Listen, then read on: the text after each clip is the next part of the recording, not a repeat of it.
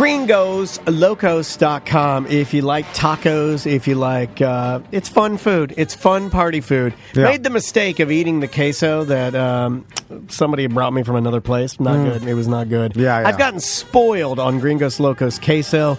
Their catering is top tier. If you're having a party, you're probably going to want to call them and get somebody over there to maybe do a double D bar, maybe do they can do quesadillas, they can do anything really, big or small. Their catering department is pretty damn impressive, and you can actually take your time right now to be a part of the Gringos team. Yep, they are doing a massive hiring at all locations.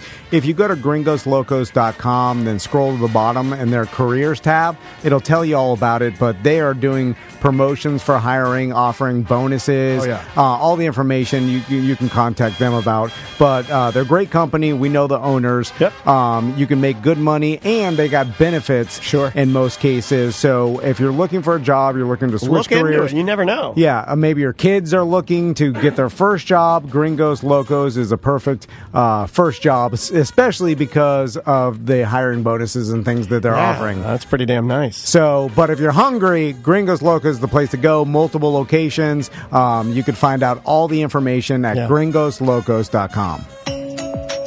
Welcome back to A Corporate Time. We've got a guest in the studio. We haven't seen this gentleman in a while. In a while. Like, I feel like, now you had reminded me, I think he has been here, but only one time. Yeah, it was pre-pandemic. Yeah, it was for sure. It was pre-pandemic. Ladies and gentlemen, we love him, and we know you will as well. I like to say, this morning we were doing this. We were saying singer-songwriter, a touring musician, and damn fine American. Matt Woods is here. How you doing, man?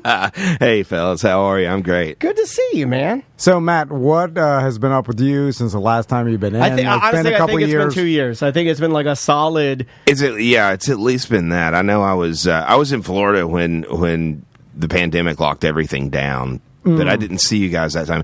It must have been 2019 even. Yeah. So, yeah. It was one of the times that you were coming back through with... Well, you're always with Adam Lee, right? Like, I've seen you a lot of times. Yeah, you guys will align, and we had missed it because I remembered I had mentioned. I was like, oh, it'd be cool to get those guys back in, and then everything shut down. Well, speaking of that, what did you do after everything shut down? Obviously, you're always on the go, always touring, always performing, and then everything shuts down, and there's no place to go. Your newsletter, as far as musicians go, is one of the finest, or at least you're consistent with your email blast. They work. Because that's how I'm always knowing sort of what's going on. Although we say shut down in Florida, but some parts of Florida I don't think ever shut down, right? Right. Yeah, well, you would know. So, what did you do? Well, I went home, so that was middle of March 20, right? Yeah. And no one knew what was going on. It was maybe going to be like, I guess I'm not much of an optimist typically, but I let a little optimism creep up and tell me this is only going to be this is for a little while. No, I said 2 months tops. Yeah, same thing. There was a part of me that said, like, I think this will shake out in a week and a half. Like this is just like a common cold. We had plans. I had plans to be in Spain, to tour manage a buddy's band in Spain in April, and was just waiting till we waited as late as we could. We were like, it's going to be all right. Like, it's late. It's going to be late April. You've been to Spain? Have you been to Spain? Yeah, absolutely. Yeah. I mean, I've never been. It's on the bucket list as far as like most beautiful places on the planet, right? Do it. It's amazing. Yeah. I'm so sorry. Spain, Portugal. So that all got scrapped. That got scrapped. Coming back out of the pandemic, I did get the opportunity to take the band back to Spain last year, though. So it was, a little delay, but we made the trip. Nothing's stopping us from Spain all day. But when everything first shut down, did you just use that time to write more music? Did you just take some time for yourself? A lot of people just took a break because they're like, man, I've been hustling for a long time. It's a nice break. That's exactly what I had done, and I've been trying to find a better balance anyway, because the second half of 2019 was constant tours, a constant band tour across the States and all over Europe. So I was going into 2020 with the idea of trying to balance better, and I don't know, I guess the universe heard me and just locked everybody down. So I should apologize to your listeners for the pandemic. It's funny too, because because you and other comedian buddies of ours, namely stand-ups, there was a weird spot where you guys were, like, you had to make a decision. You chose to go out. Yeah. You're out, kind of like navigating the space, right? But then it got worse. Yeah. And we forget about that because here we kind of just held position, right? Yeah. But like our comedian, but like Guy Torrey, we talked to Guy Torrey, and he's like, I was working, especially around these parts. He's working clubs all up and down, basically the East Coast, completely different than West Coast. Yeah. Yeah, it was. I'll tell you this: the first when I started to get back out and kind of do road dates again, it was Florida. I first. Everybody says that. But every comedian, To be honest, Texas. it was trying to balance the. Despite any personal anxieties I had about the pandemic, I would like to think I have a pretty even keel and sort of like try to be a rational, reasonable person. But I didn't want to like press anyone else's luck. I didn't want to be the catalyst for someone showing up at an event, getting this disease, and then getting their grandmother sick. Their grandmother's never heard my music. She's not a fan. Now she's keeled over. And then what we kind of like this had a similar thought, and the fact that even when things were starting to open back up, but still were like on the edge, we were like, man, me and Daniel, we're fine, and we feel like we'll be fine, but that doesn't mean that a listener's family member will be fine. And if we knew somehow that we were responsible for this, like that, I wouldn't want that. You know what I'm saying? So it's like, it gets heavy. Yeah. You know, like I don't want to be responsible for anybody's illness or death. Well, just that, and we all went to that same cliche, like, idea or vision in our mind of killing someone's grandma, and that's just a horrible vision. No matter how you cut it, just the basics of killing a grandma are not good. No matter what, whether it be COVID or a samurai sword, grandmas are great, and they should be alive. We need to keep Granny around. She makes delicious cookies. Yeah, exactly. So tell us about now and even recently in the past year, where have you been? What's been going on? What's changed? Tell us about it. So, I guess through the process of trying to get back out, it's coming together. Prior to the pandemic, I was on the road 9-10 months a year, typically. Yes. Something like that. Seemed like more that if you subscribed to his email blasts and newsletters, it seemed like you were just hitting it heavy. What's the hardest part of that? Managing my physical health and food, not being. I love to cook.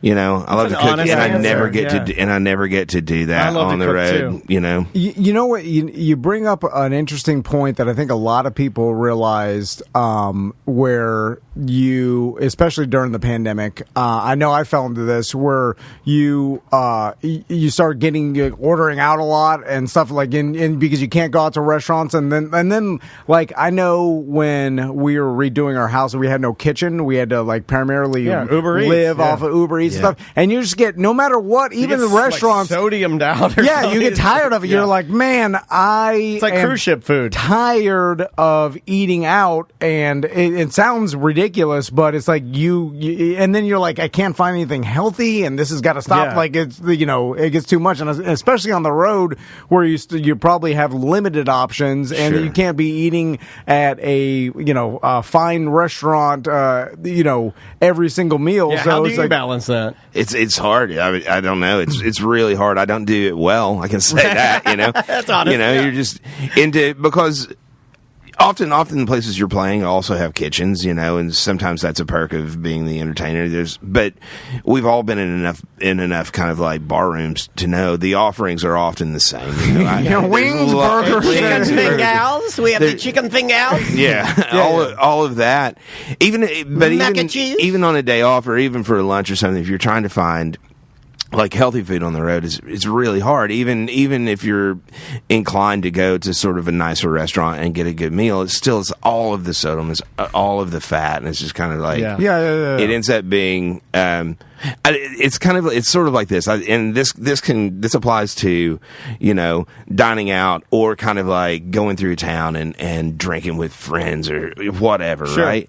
It's a thing that's meant to be, for most people, most human beings, treat like dining out or having a party night or something like that as a treat. It's a treat. But when you're on the road and you're in a different town every day and you're seeing different sets of friends in different towns every day. They all want to party with you, have some drinks. It's their party The night. adrenaline goes You know what I mean? They're like, hey, I know it's a Wednesday, but I've not partied since we've had the kids for like... It's like when you go to Miami. It's like that first night, the beers are fast beers. Oh, yeah. Fast and beers. they just, yeah. And because everybody's excited, they're excited to see you and hang out. Everybody wants to drink, so you feel pressure to drink because they're once every 2 weeks, and it's your every night. Every day. And then you're like, oh my God, I'm an alcoholic. And I'm eating chicken fingers every night. Exactly. What'd you eat tonight? 12 shots and jalapeno poppers. That's it. Yeah. That's it. And then, so how do you manage that where, like, because I'm the worst with it. Like, people want to hang out and drink, and, like, I feel like I'm disappointing them if I don't do it. From a fan standpoint, Tom would be the best lead singer of a band because he would not only sign every autograph after the show, he'd still be standing there waiting for more people, anyone else. Literally, it's the hardest to, when we leave our events, normally I am given the job of trying to get him the hell out of the venue after the event. Sure. We just don't want to disappoint people. Right. You don't want that one person being like, I went to go see Matt Woods and he left early and he didn't want to hang out and have a drink. By the way, that's not going to happen. And you're like, I'm doing this every night. I can't do it anymore. Because I imagine that you have to keep yourself from getting burned out because then you're like, well, this is ruining it for me, right? Yeah. It's I don't know. I like I said, I don't think I've quite figured out. I don't think I have answers for anybody or anything like that. But for my own self, it's just sort of just being aware of it, like going into situations, realizing I'm like, okay, don't let yourself fall into this kind of and just trying to keep things reasonable, trying to make healthier choices, and then in the daytime.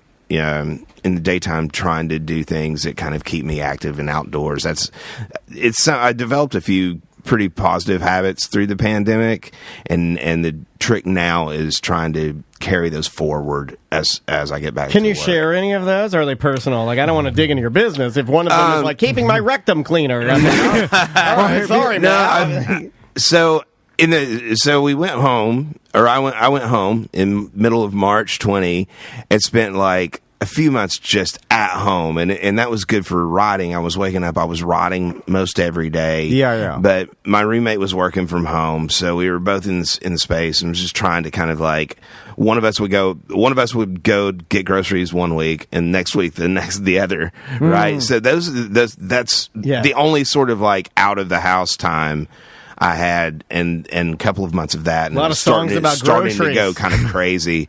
So I got back outside. I started hiking. Nice. I started hiking, and I always, as a younger man, spent a lot of time outdoors, and I'd forgotten how much I love it. And so I've I started doing that. I started hiking. It's probably really good for your music too. Yeah, it's good for clearing out. What I realized it did a similar thing. Like spending some hours in the woods or spending some hours on a highway by myself have the same sort of effect, especially if I'm traveling alone, right? It gives me time to clear out the garbage in my head. It's like a form of meditation. Yeah, it is. Yeah. And so that's a big part of it. And I always like to cook. Yeah, because you look real healthy. Thanks. Like you look good. Man. Not that you look, sloppy when you came in here, but I think everybody. I think everybody. Well, you could have gone one of two ways, right? You're either going to get a little healthy, or you're going to lean into the drinking, which they say a lot of Americans did. I think it was one way or the other for most folks. Right? I think so too. I don't think there's much gray area there because it is stressful. The pandemic was stressful. The world continues to be stressful. It's just and drinking's easy. Mm-hmm. Matt, I got a question for you because we talk about this all the time. And you being a songwriter, I'm curious. Every once in a while, these stories come up where it's like this person ripped off this person's song. Look, and they play them together, and it's been happening for years. And they're like, "It's the same song." Namely, recently, Dua Lipa's newest song, "Levitating," and I think Article Sound System, which is a Florida reggae band, and they had like a hook that basically the same thing. And, it happened with comedians. It seemingly a lot more when the internet first come out because a lot more people saw and were exposed to people's comedy and then were able to, and now I rarely see it now with people stealing other people's jokes. Sure, it's still happening. It's still, but it's like, it was a whole, like back when Rogan was like, what's his name is Carlos Mencia. Mencia stealing. Amy Schumer, there is stuff. Yeah. So, but we have this theory that a lot of it is just two human beings coming up with the same thing, like the same joke or the same song, or that it's so close that they didn't steal from each other. They just came up with the same damn thing. Well, there are chords that Matt can play right now where he can alter just a few things, and it'll be a very familiar chord pattern that is tried and true through the annals of time and of history that will always get you in the feels just because those particular chords, just when they line up, though that change, that transition just gets you in the heart. It's just works. So, and then there's this other theory we have that you are just if you're a songwriter, you're exposed to other music, and then subconsciously you come up with a song that you don't even know that is like a song you've heard. Your brain is like, you believe it. You're like, I come up, this is straight from my own brain, but it was influenced by another song that you don't even know about. Are you cognizant of that? Do you try not to consume a lot of other people's music because you're worried about that, or how does that work? No, I think that happens. I don't try to avoid consuming music to prevent it.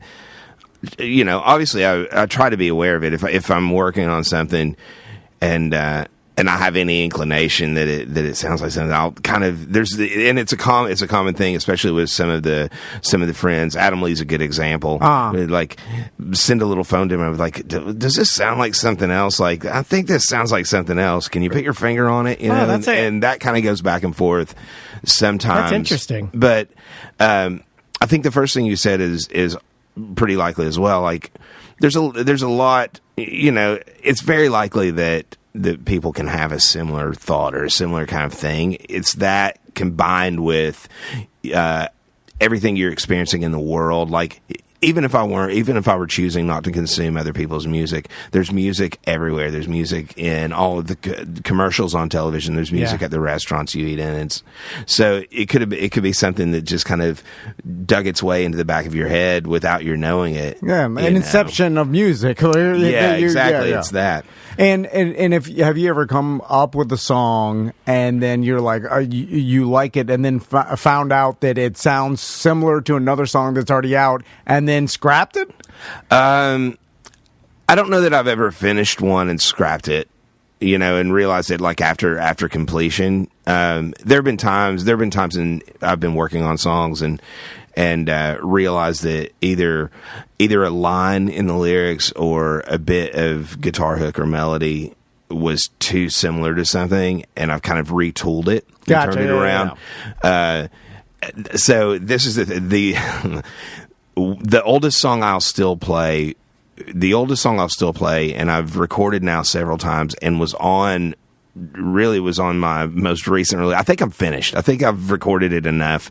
But there's a song called Sunshine I wrote in 1997, and we were playing it, and the band I was in then, the crowds loved it, and it connected with people, and it continues to connect with people, which is why I keep recording it. Has a very similar hook to what is it? Four Non Blondes. The Four Non Blondes. Oh, really? What's up? Yeah. The name of the song is What's Up. Yeah. Yeah. It's got this. Let's see if I can make this heard. But it has this. Whoops.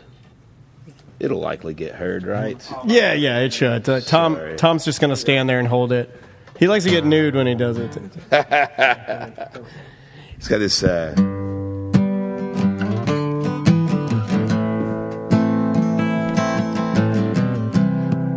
We were at a show one night when the crowd said my song is like.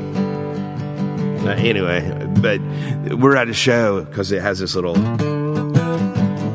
progression. Yeah, I can hear that. Okay, I say, hey, what's going on? Yeah, okay, you got that. Yeah, all right. And because there's only so many chords, correct?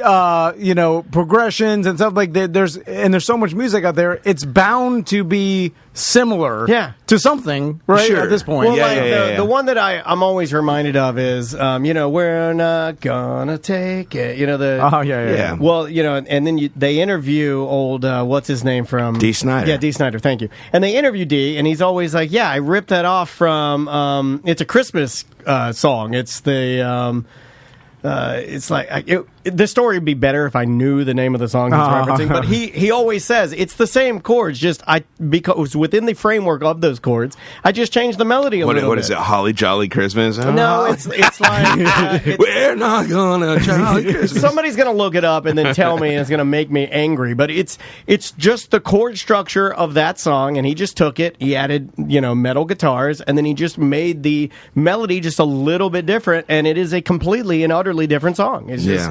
But those chords still evoke, they still work because no matter what, it's math, right? Sure. People hate hearing that music is math. It's is. true.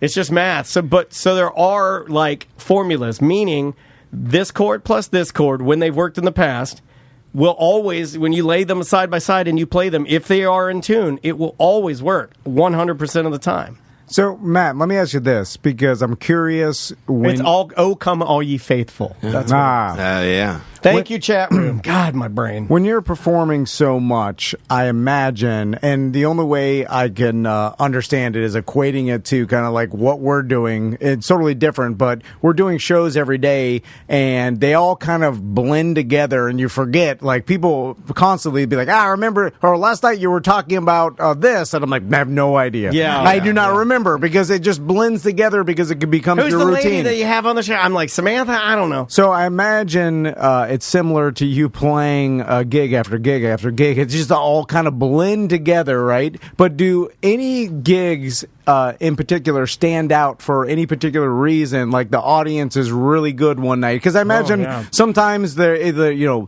audience could be good, bad, that they probably land in the middle where it's like they're all about the same everywhere. But is there anything that stands out where you're like, I played this one gig like in Spain or wherever your travels just mentioned go? You have a house show coming up. How do you is that? Because man, these house shows, our buddy Matthew Fowler, a lot of these other singer-songwriter buddies that we know and love, like the house shows are back. I mean, and haven't gone. They like them maybe more than a show at a venue or a bar or whatever. What are your thoughts on those? I love them. I love them. I have some friends who've done way more work because there are circuits, there are house concert circuits out there. I've never done anything. They've never gone away.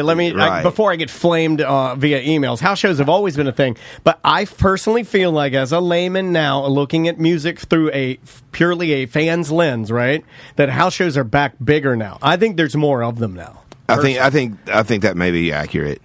I think it's a way. I don't know. And we could talk about this in terms of kind of like post-pandemic thing. It's definitely people are maybe more comfortable going to their friends and like being in a small crowd of people they know and interact with all the time. Because that's often what will happen at these house shows is like the host will have curated this kind of the audience of this friends. Event, and then the audience, right? So it's people who are comfortable being around one another most often. But it's also I think there's something to be said about it's maybe a more reasonable thing for people, especially as they're getting a little bit older, maybe starting families, to do than it is to go out to the bar. In the shows are starting. The house shows will start a little earlier. There's maybe going to be dinner. Maybe you can bring your kids along. As opposed to like showing up at the venue. Doors at 10, bands on 10:30, 11 maybe. The headliners on, So, also thinking about the way you can control it, not at all trying to cheap out, hack out, and attach this to Chris Rock, Will Smith. But I do like the idea that for the most part, I'd say 99.9% get on stage and slap Matt Woods. Yeah, I mean, for insulting. No, but I just think that in a house show, you're going to get people automatically, because it's a house show. The riffraff it's just not going to happen. Yeah, you know what I mean. Curated audience. Like the last time I went to the Improv, I went to see Miss Pat. I think Miss Pat is absolutely legendary, hilarious. For sure. and people were acting the fool and ruined my night. I don't want to go to, like, when you go to a house show to see Matt Woods, I feel pretty confident you're going to be just fine and nobody's going to act stupid. Audience may be better. They all know each other, so keep each other. They're going to be respectful. Terry Binion had a house show here in town one time that I came to. That's the first time I saw Matthew Fowler. Yeah. And I'm just and everybody there, because a lot of them are their peers, a lot of them are singer-songwriters as well, other musicians. They will be uber respectful. So if you really love the music, it can be a great place to see, shows. Yeah, I think that's all accurate too. Like, folks who show up at the house concerts, for the most part, are there to hear the music. They're apt to kind of sit down and pay attention and really kind of be engaged. That's not 100% true. Like, sometimes, like there are a lot of times folks would like to host a house show and they got buds who are maybe just not really sure what's happening. They're like, right. No, it's a house party. Well, there's a difference between a house concert and a house party, and there's, so then you got Bobby in the back just kind of like doing shots and hollering, That happens sometimes. Bring the tanks on the roof. Bring the tanks on the roof. It's interesting. I never thought that there would be a house show circuit, like they were connected in some way. So, like, and then you'd have to have a house that is like a party house or at least an event house, right? Where to be in a house show circuit. I don't think so. Is it just how does that work? I don't think so. Like, there's a notable house concert in Baltimore. I think it happens in the living room, and they'll maybe sell 25 tickets. But they've hosted Craig Finn from the Hold Steady and John Moreland and Aaron Lee Tasjan. And wow, would it be super high priced tickets? Is that how they afford the artists? I think that's part of it. I think the ticket prices increase. It's also just a pretty rad and intimate experience. So there's one around here, and I'm blanking on the name of it. There's one around here that for a while, I don't know if they do it anymore, but I want to say pre-pandemic, that Sam and I were having a discussion about. There's a house here in town that is becoming quite legendary for not only their house shows, but what they did right is it's the home of like an audio engineer. So when you go in to play, it's like playing on the best stage because he's got the thing dialed in so great, and that's why people like to play it. And he knows that. That's why he's booking the better guys. And they'll just get a group of people that'll be like, all right, I'll throw $250 a piece into it and then have a private VIP show. Or less. Yeah, I guess, but what I'm saying, you'd have to afford to pay the artist to come play, which I imagine he's going to charge the same as he charged a bar. Here's the thing. On this particular one I'm referencing, a lot of times he would give you the gift of, I'll just record you for free. With audio. Yeah, that's a different, I'm just wondering how they afford it. It's like, if I want Matt Woods at my private house show that would me and my friends. That would be cool. Oh, I got to pay Matt Woods to show up. He's got a nice backyard. So then I got to, either divvy up and then we all split Matt Woods' I think fee. your wife would love that. She would think you're like actually a good husband if you had Matt Woods play at her birthday. Yeah. Well, that's a rich guy move. She loves singer-songwriter style, like American music. Like, she likes that. That's her brand. Let's confirm it. Welcome to A Corporate Time with Tom and Dan. I'm Tom. I am Dan. Samantha, our producer, is back. She's back, everybody. I'm back, baby. Yep. I'm back. We got some cruise stories and some other stories over the weekend we're going to tell on the BDM show. And if you're not a BDM, subscribe at tomanddan.com, especially now since we're 2 weeks away from BDM Appreciation Week. We just got our inflatable hot tub. I haven't even looked at it yet. You were going to tell people what we got, but okay. Yeah. Oh, yeah. Well, I mean, I carried it by myself. Hey, I have an explanation for that. Oh, well, okay. And I big dollared that. Like, that is not the cheap one because he wanted me to get a Coleman. I said, no, we're not doing the Coleman. We don't talk about Coleman on Then here. Intex, which is the big dog in the inflatable hot tub game. Intex. No, I went higher than Intex. What's that? Wave, brand new company making I don't know making waves. I was going to say that. I'm like, oh, their name is Wave, but they're making waves in the inflatable hot tub game because they include certain things that other hot tubs didn't think of, like a top to keep all the dirt out of it when people are driving by because you have it set out front in your front yard. Sign up at tomanddan.com, and if you're already a BDM, make sure your address is correct.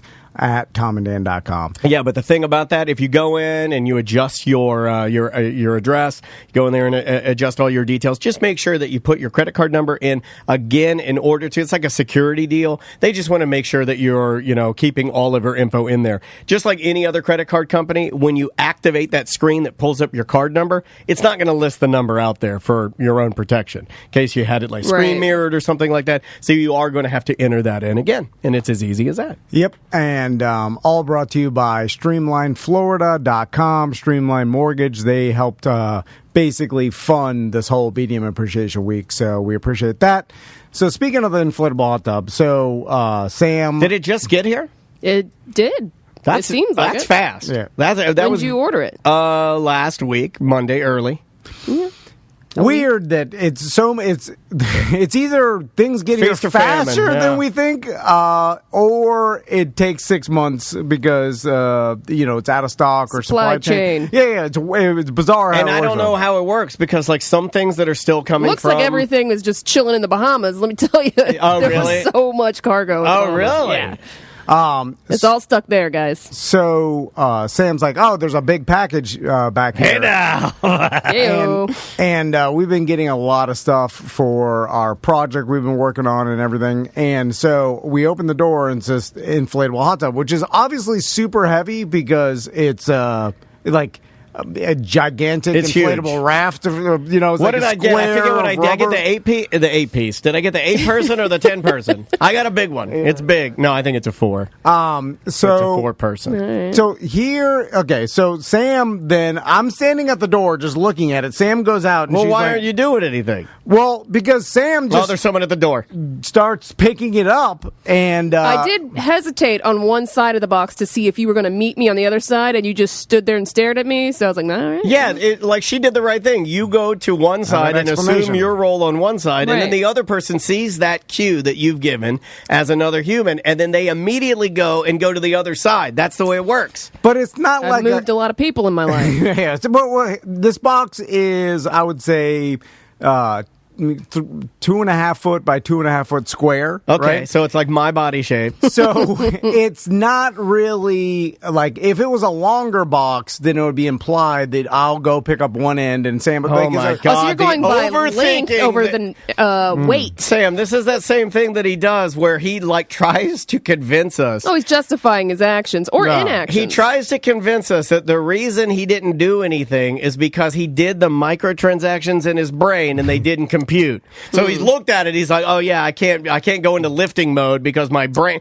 Well, what are you talking about? It's just lifting a box. Yeah, but it wasn't a 2-person job box. Hold on. How do you know that? Because It's a 1-person job box. because Immediately after I put it on the ground, he goes, I could have helped. And I'm like, well, you didn't. And then you said it was super heavy and your back hurt. Yeah. So And my back already hurts. Somebody was wrong in this scenario. So you're saying it was Sam. so Ah. no. And This here's is my welcome back, huh? Yeah. The other reason is because I have a thing where I hesitate to help independent women because I feel like if I jumped in and be like, oh, I got this, or let me get this for you, that's somehow going to insult Sam, and she's going to be like, what do you think? I can't lift it up? Like, you need to help When a has that damsel in ever distress? when has that ever happened? Well, that's how I feel That's that on Sam you. thinks. I don't think that that's ever happened. she's going to be insulted if I You could try to- just offer to help. Well- Instead of being like, hey, let me get that for Yeah, you. You like could be you- like, hey, do you need help with that? Yeah, or you could go like, "Hey, I'll get this side. You get that side." Yeah. Like, why not just why not be a leader and tell her what to do? Why don't you say, "You grab the right side, I'll grab the left side," like a true leader would? Again, it's a 1-person job because the box is so small. It's if you ever try to You hold and something I- super small with you and 2 I did people. it. You and I That is did it. not a super small box. What are you talking about? He and I carried in a small IKEA box for our project Yeah. that we're working on, and I could tell that it was bothering Tom that the box could have been carried by either one of us independently, but the fact that we both carried it together, he thought was effeminate and made us look like pansies. Didn't it? Didn't it?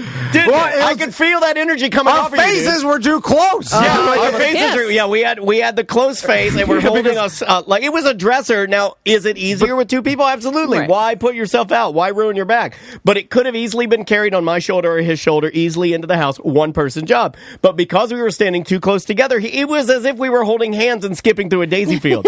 And he hated it. I didn't want to insult you by just grabbing and be like, I'll just take this myself. You wanted to. Real weak. And then that's what he wanted to do. So my wife's like this, where if I jump in and try to do something for her, she takes it as if I'm telling her she can't do it. I can do it because I'm you guys are the man. So complicated. So I think Sam thinks like that, like because Sam's super independent. I look at Sam. Yeah, but she's also like reasonable and doesn't want to. Oh my god! No. But no. In what this, is happening? Just insult. Yeah. No, This guy Isn't it is like, insulting? welcome back from your cruise, dude. no. Hey, welcome back, bro. Hey, what's up? I treat you. You made her do that. You made her do the and you should be ashamed of yourself. I just treat you like I treat anybody, and I feel like if I jump in, because you're also super strong, so like that's another thing. Where if I'm like, I'll get that for you. Like, let me get that. Like, you can't lift it. It's like an insult. So I figure under the surface. I thought Drip, drip, drip, and it never stops. I thought you'd be insulted if I said, I'll pick that up. Because then you would think, well, you think I can't do it? You don't think I'm strong? You are paralyzed by your overthinking. We need to help you. Yeah, there's a little bit of that, but there's also a little bit he thinks that everybody is like his wife that's a woman, and that's also not true. Yeah, but your wife also likes it when I compliment your wife, she's like, oh, I like, or if I hold the door for your wife, she's like, oh, and she likes it. But now when Tom does it, apparently, because I don't think your wife, if she was doing something, if your wife was in there lifting it, and I go, oh, let me help you, Crystal, I don't think she's going to be like, I'm independent, I'm a bad bitch, get out of here. Like, she's not going to do that. No, she wouldn't do that. But if it was something, I didn't know how heavy it was. It looked like Sam went and you're overthinking, bro. Oh, yeah. I should have just said, I got this. Step aside, employee. Let a man handle it. Well, that's what I was in my brain. all right. Hey, why don't you go try on your lingerie from Levy? Would you be insulted if I said no? You know how bad my back hurts right She now? don't want to lift anything. I've been sleeping on those crappy cruise boats, man. Oh, yeah. All right.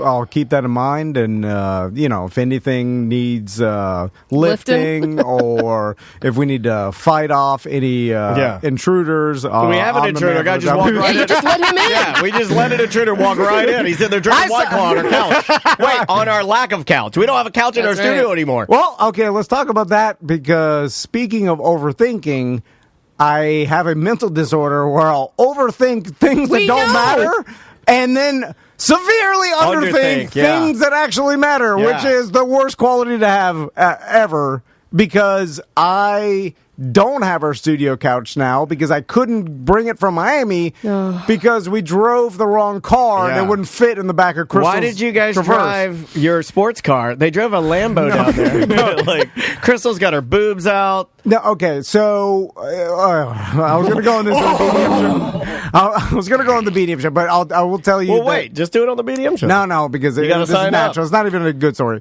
Anyway, I did the Ocoee firefighter golf tournament. Oh, I know what that means. And that looked like a good time. It was a good time. Everybody's super nice out there. I saw you out there signing cakesters. Base camp is got great. You good. Yeah, they got you good. So, I know they're bullying me. That's Corey. Did you play with Juan? Yeah, played with Juan. How many shots did you take? We took an incredible amount of shots. Looked like people were feeling loose. I've never heard that before. That's awesome. An incredible amount of shots. Juan, Tommy Gilligan, and Andrew. That's a party team. The BDM that all super nice. I contend I had too nice of a team, and I'll explain on the BDM show. But anyway, we had to go down to my niece's birthday party in Miami. So then Crystal's like, don't drive over to the Ocoee golf tournament. Just Uber over there, and then I'll pick you up on the way down because it's south. Did you have to Uber with your clubs? Yes. Yes, awkward. Although, Oh, man. in a weird twist of fate, the Uber driver that I had, or actually a Lyft it was driver. Tiger Woods. No, but he was a golf caddy. No way. What's the chance? That's awesome. I mean, Like a real caddy. Or that's was he messing with that's you? a hard-ass job. yeah. It's primarily, I'm not stereotyping, but primarily people who don't speak English right now in this current state of Uber and Lyft I thought you and were stuff. talking about caddies. Well, there's a shortage of drivers. Like gas is too expensive Yeah. and whatever. Like, but I've seen the memes. anyway, it was this old dude that used to be a golf caddy, which he ran over. He saw my golf clubs, ran over, picked them up, put them in the trunk, and He's probably wow. you made his day. He was probably a golf He caddy. was looking for a big tip. Yeah, he was probably so excited And that then he got you. he talked golf and his whole how he became a golf caddy, and then he does this like he was an older guy. So Oh my he doesn't God, play you anymore. Weird Job Wednesday him on your the whole ride? way. That's fantastic. Anyway, so I bet he has a couch. so Crystal said, "I'll just pick you up from there." I like and this. then You guys go down." planned. And Well, she you just didn't say want that. him driving drunk to Miami. He's like, I'll follow you in my car. True. Oh man, it'd be bad. So of course, I tell her, I'm like, it looks like rain is probably going to get rained out, so we'll probably end a little earlier than normal. That's not how it works. Well, I asked, I was like, what happens if it rains out? And then they're like, well, we just end early, because it's not a serious tournament. It's a charity tournament, It's all yeah. for charity. It's for the kiddos. People get drunk, and then you spend some money for base camp, and that's it, and you have a fun day. So I expected to end a little early, but I was like, we should end around 12:30 or whatever.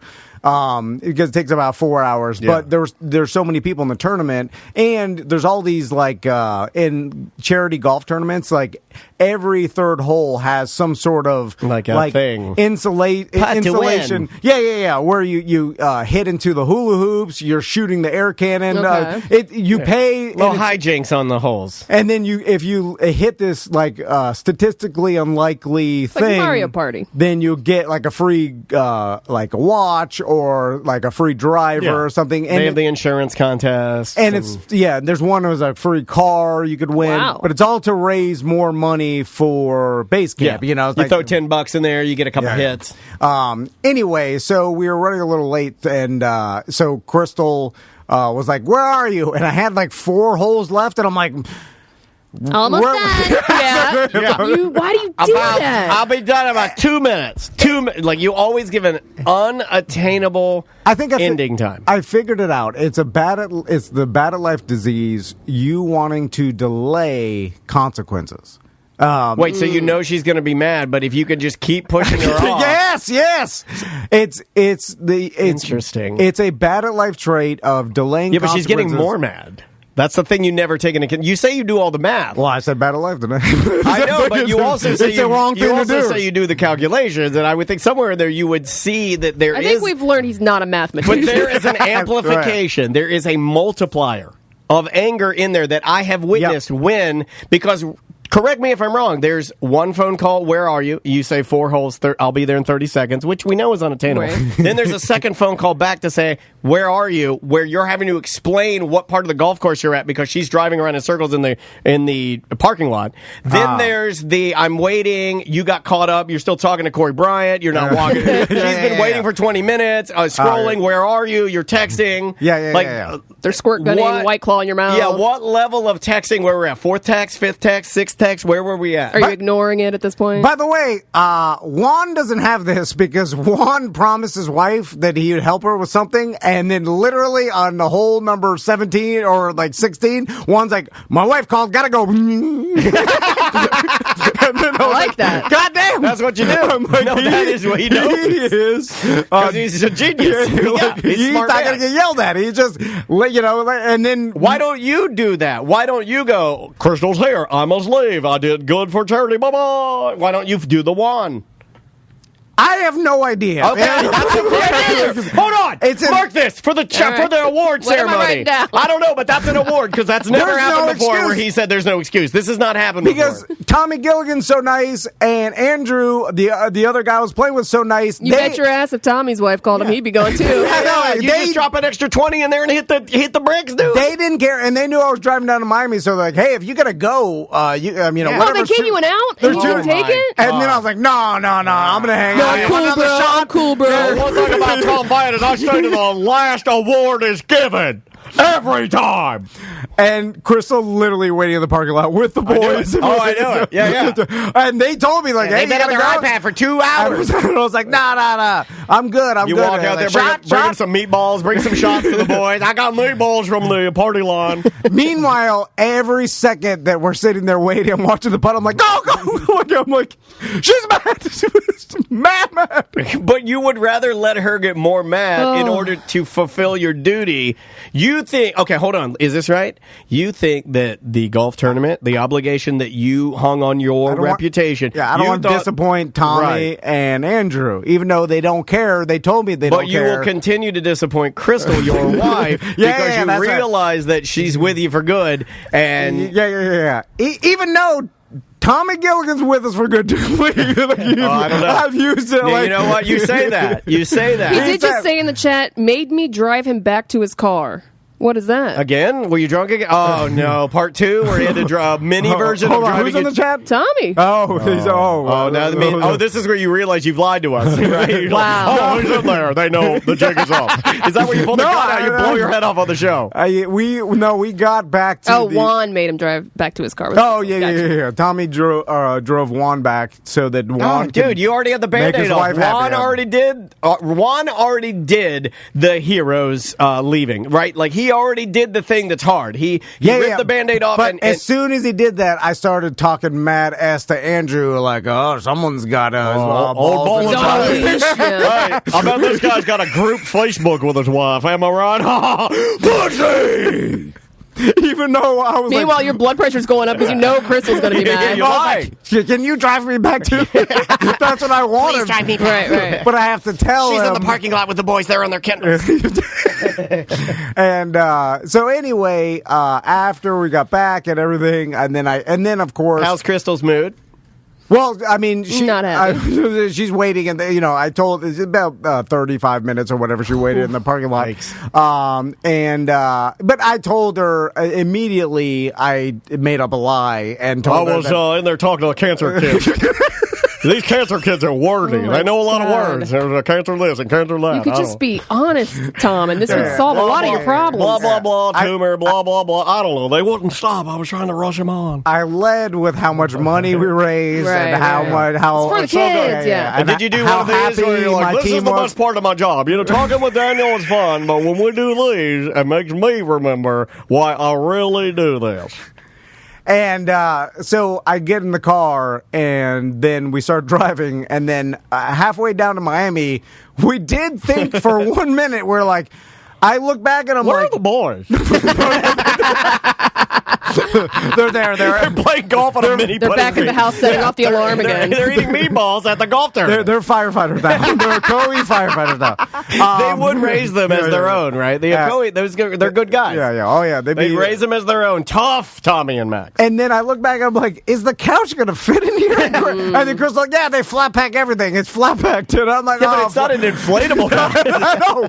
It's not this goddamn hot tub. That's how stupid we are. Because I was like, oh, yeah, flat pack. And then we get to Turkey Leg's house because we're sleeping over there for the night. And then he comes out and he's like, where's the truck, you idiots? This thing is gigantic. He came out yelling. Did he already drag it out? Oh, he's ready to put it. He's ready to get rid of it. It is, it's huge. And he's like, this thing barely fit in my truck. And then he's like, what, are you going to put it on top of your car? So now he's got to store our couch. Yeah. He's got a full-size extended cab F-150, right? Like the big boy. He's got a big truck. And then I'm like, oh yeah, I guess you're right. It won't fit in the back of Crystal's Chevy Traverse.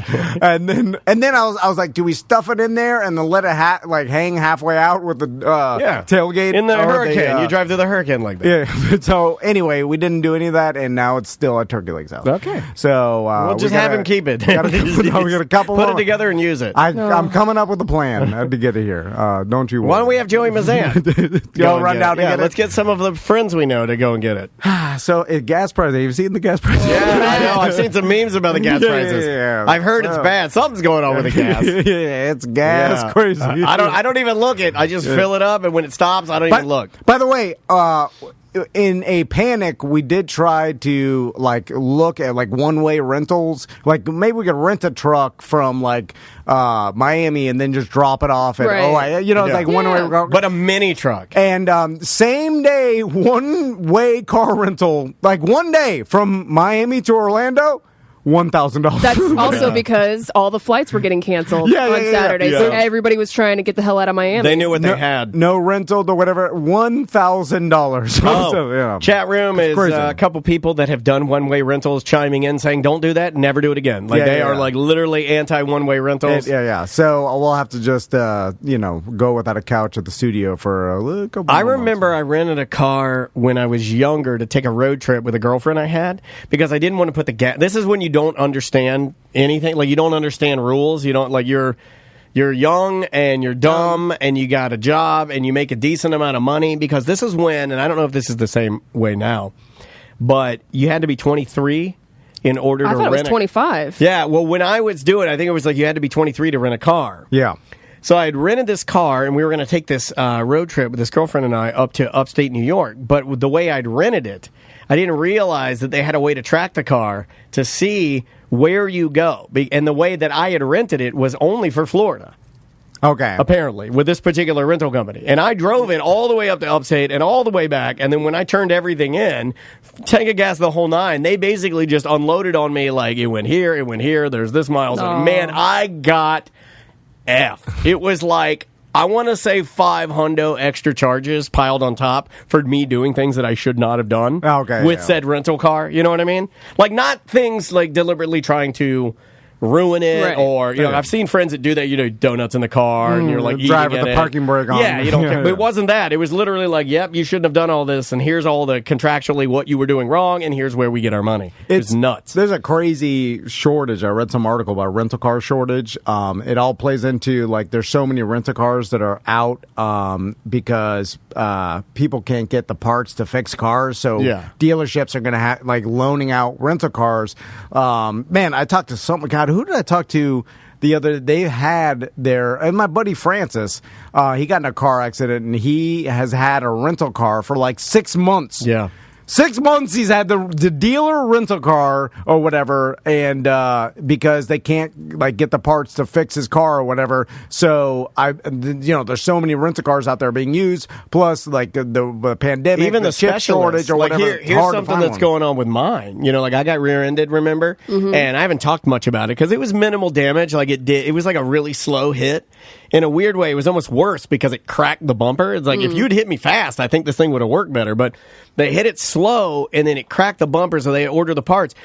It's all repaired. The problem is that I need the specialist that knows all those sensors because there's so many sensors on this car. My car's been sitting, and me and Andrew are laughing because it hasn't been doing anything because I guess there's one dude that knows, if you have a job that's a specialty job, I mean, you're pretty much golden right now, right? Because, it's not, you're not going anywhere. This guy's coveted, the sensor man. So I got to wait for the sensor man to come realign all of my sensors and then my car will be done. But it's been fixed for a while. It's been fixed for a week. Yeah. They're just waiting on the guy to check it. And it's he's the one guy.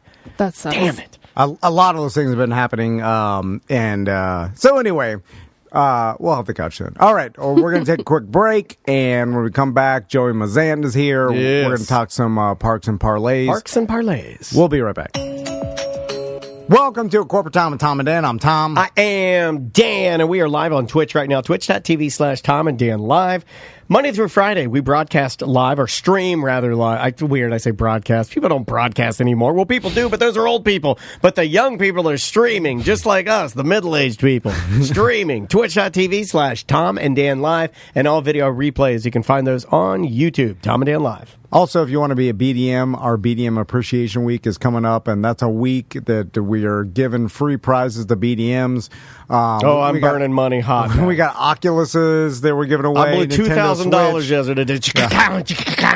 A hot tub. I bought a hot tub. I've never purchased a hot tub. I bought a hot tub that's got American flags painted on it. Gift cards, money, merch. We're giving away a ton of merch. Nintendo Switch, the OLED version. All to random BDMs who are members. And if you are a member already, just go on TomandDan.com and make sure your address is correct. And if it's not correct, when you change it, you also have to re-enter the credit card number associated with the address to lock it in. It's like a security thing. Like, just think of it in terms of, the only way they can save your address is if you prove that you're actually logging into that account with a viable credit card. So you have to do that. Yep, and that's at TomandDan.com. But just make sure that's correct if you are a BDM, so you can get some prizes if we're just giving out randomly. Yeah, so it's going to be crazy. You ready to do this? Let's do it. Let's do it.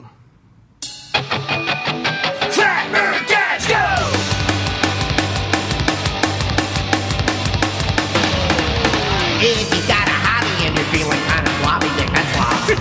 What's your hobby?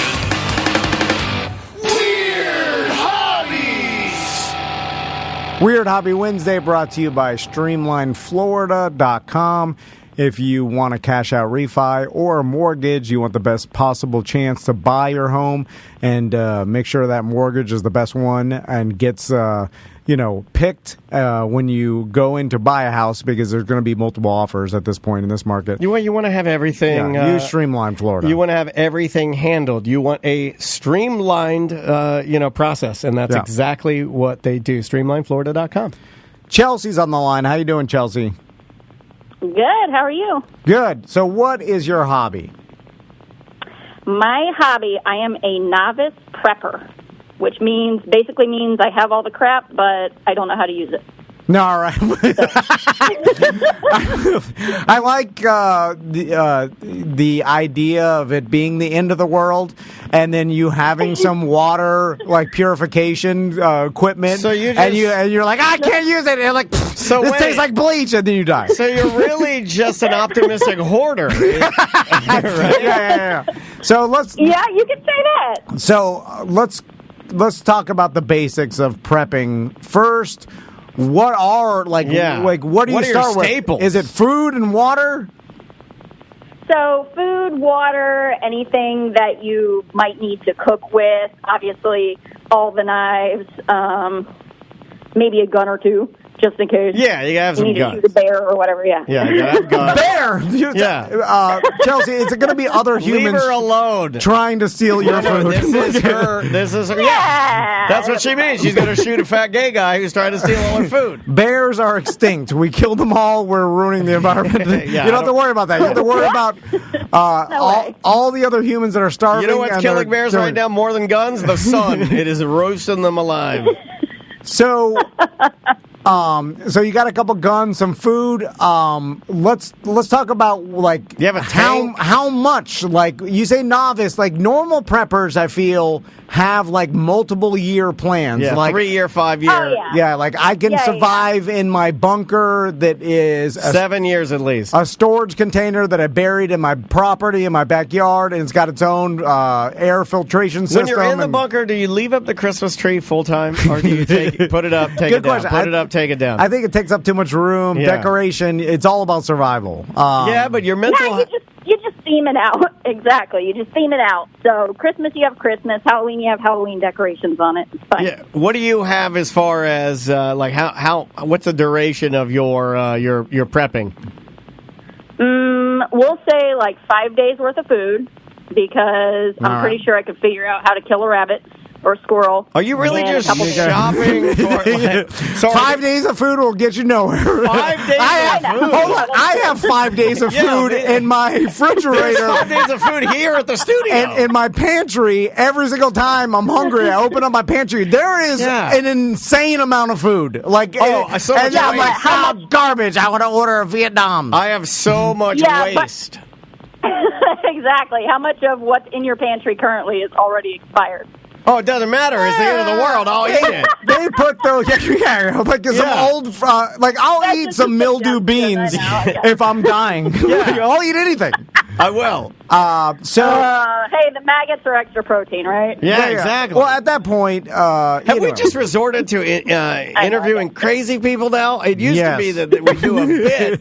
It'd be Weird Job Wednesday, then became Weird Hobby Wednesday, and now we just have some like, I got 5 days of rotten food under my bed.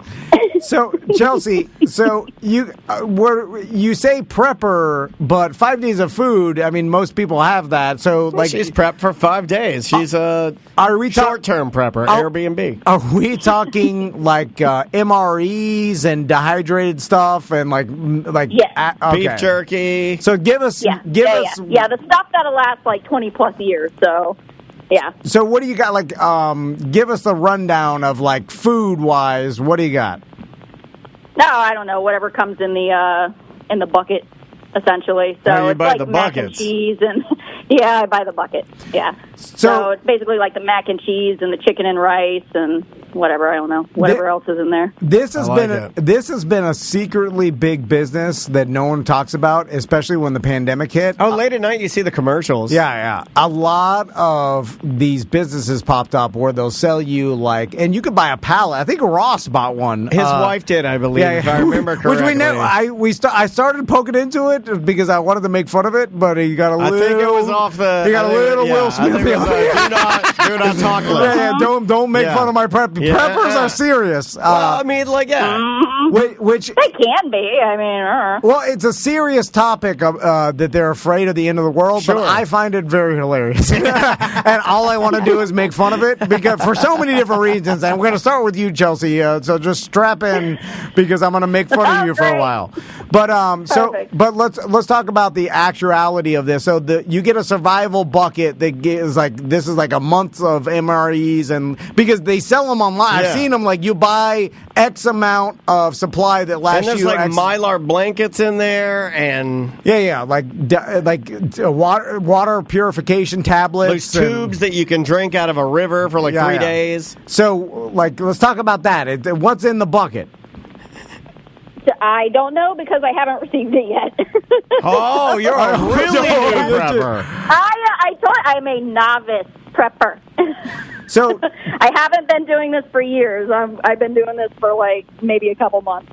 So Chelsea, now it gets in the part where I make fun of you. I apologize. So here we go. I think she knows what she signed up for. So it seems. I'm going to talk generally about preppers at first. Where do you keep your stuff? Do you have a a back room or and garage? Mostly garage, right? If I told you, I'd have to kill you. Oh, you're afraid she don't someone you're extra paranoid. She doesn't want people to steal her bag. No, it's in the trunk of my car. Oh, okay, for a bug out. Okay, that's actually pretty smart. Yeah, there you go. So do you have a location to go to? Sure. She doesn't want to tell you that either. Now, Chelsea, she doesn't want to get too populated. She wants to be sitting alone at her destination with her bucket, no one else around. Is it a place that you specifically bought and own that no one else can go to? Because if it's something that everybody else thought of, if it's something that everybody else wants, you're as good as dead. yeah, they're going to easily kill you, and then take your location. They're gonna eat you too. But so is it something you own? Is it like something buried in some property that you own in Tennessee mountains, or wait a minute? Or did you not think of where you're going to go, and that's why you said maybe? Or is it like the woods near Disney World that you drive by and you're like, I'm going to go to those woods? Yeah, stand next to that stop sign. Yeah. How thought out is this, Chelsea? Yeah, there's plenty of ducks in the Disney woods I could kill for meat, I guess. Yeah, there you go. So no. No, so listen. So my whole thing is, it's not necessarily trying to get somewhere, not going to a destination or having anything planned necessarily. It's just making sure I have everything I might need just in case.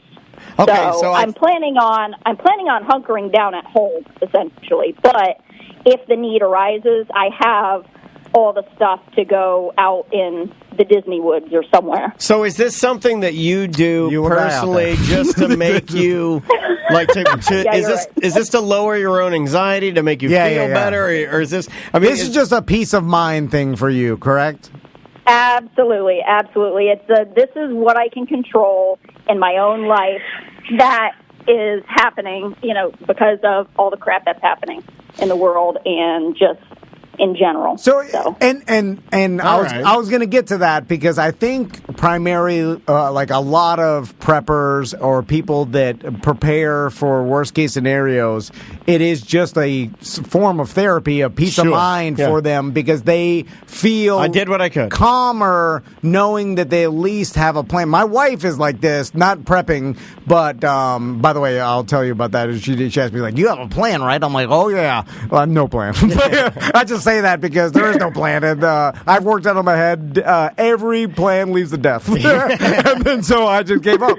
Anyway, but my wife has to think about worst case scenarios constantly. She's plagued by it. I do a lot of this. Like she has the glass, like the thing, and then she put it on all like in both of our cars around. And she tells me how to use it, like to break the glass and cut my seatbelt in case I get into a scenario. I pre-did that where I'm upside down in a lake, and then I have to listen to it. I didn't listen to one word yet. I'm just like, oh yeah, the thing. I'll break the thing. Got it. Then I'll get the kids out and I'll swim to safety. Like if that happened, I'll be I'll be trying to rip it out with my juice. I'll be punching dead. But because in my mind, the likelihood of that happening is next to zero. So I don't even prepare. I only prepare for things likely to happen. You need to prepare for it. Yeah. Like if something is above 50%, I'll think about it. If it starts getting below 20%, it doesn't even come across my radar. And if you get into 1%, nothing. Why am I bothering? Zero. That's a good way to live. It makes me mad preparing for something 1%. Anyway. So it's just a form of peace of mind at this point, Chelsea, right? Absolutely. That's really all it is. Like I said, I started a couple months ago, and then just seeing, like collecting stuff for essentially like camping, like the little stove and just the knives and stuff. I started collecting, and then once this whole thing with Ukraine blew up, I was like, this might not be good. So that's why I started ramping it up. But are you thinking that eventually? No, is your thought that eventually you will have to run for the woods because the nukes have eliminated modern cities, and now you're going to have to try and outrun the radiation poisoning? Like I'm like, yeah, outrun the wind. Yeah. And also when society, I'm not trying to make you feel worse. Yeah. I'm just trying to. Oh, I am here. Hold on, because let's talk out the scenario. Chelsea is, and this is why I can't be like. And my wife gets mad at me. I can identify with Chelsea because I know what it's like to have irrational fear. Yeah. So I'm on your team 100%. I get what you're saying because it doesn't have to make sense to be scary. Does that make sense? Yes, it absolutely. does. But to me, I always look at these things like because I'm too logical and I can't get beyond it. Andrea's like this, and it drives me nuts. There's no emotions in there. So I start looking at it like because I've seen Chelsea. Have you ever seen the show on Netflix Alone or any of the survival shows? No.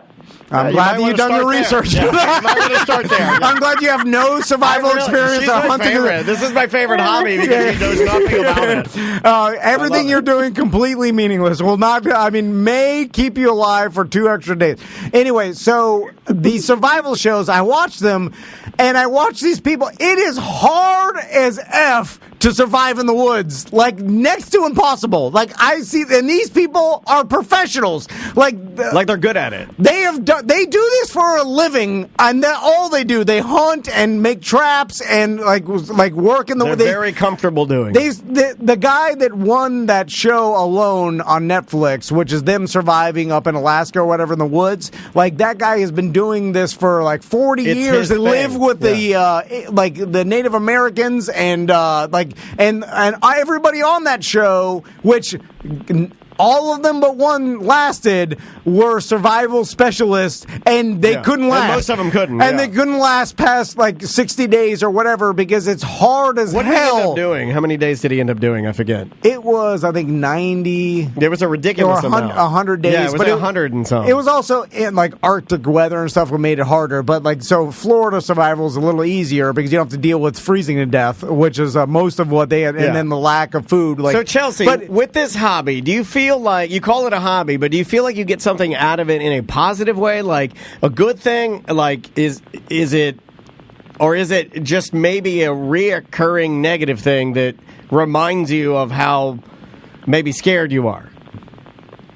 Well, I mean, I'm not really scared in the, traditional sense, like, oh my God, the world's going to end tomorrow. Sure, yeah. It's more of just like like I said, it's more of like a control thing. Yeah. But the plus side is, in the meantime, I can get to learn and, figure out how to use all this stuff by going camping and, at different campgrounds and just kind of, roughing it, so to speak. I mean, obviously, I'm not going to go out and kill squirrels on a, I got Disney campground. I like that you're murdering a duck. There's some kids that are getting ice cream. You're whacking it with a golf club. You're like, I'm going to start with Fort Wilderness. You go there. Yeah. You set up.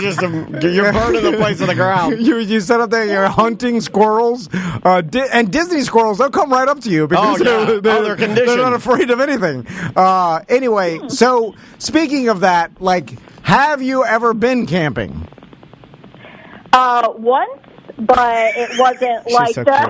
Yeah, I know. You're so cute. You're so cute. Chelsea, I know. can I save you a bunch of time? Leave her Can I alone. please? Okay, Nope.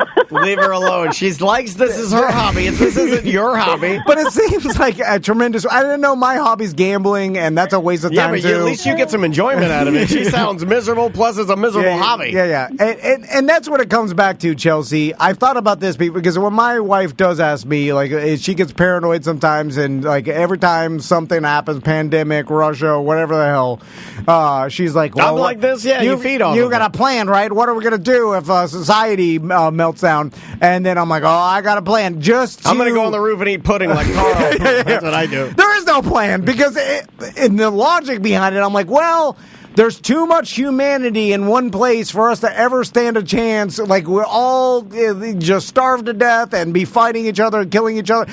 We're a lot more all in this together, Tom Van. Plus, I've lived with for 4 days without, I've lived longer than that, but like any sort of time without AC, I'm sitting in the house with everything fine, food, water, everything, just no AC. Miserable. And I'm like, I'm going to kill myself. So I'm not going to last a minute. Like, I'm just like, if that 1% or less than 0.2%, 0.02% chance of the end of the world or the end of society, I'm not even going to prepare for it because it's such a small chance. Yeah. And even if I do prepare for it, I have to do a lot more than getting a bucket and start camping a full wilderness. The bucket is a start. Like, that's going to You're going to extend my life 2 weeks of misery? Well, like, why would you even want to live that long? Somebody's going to steal her bucket. Like, just be done with it.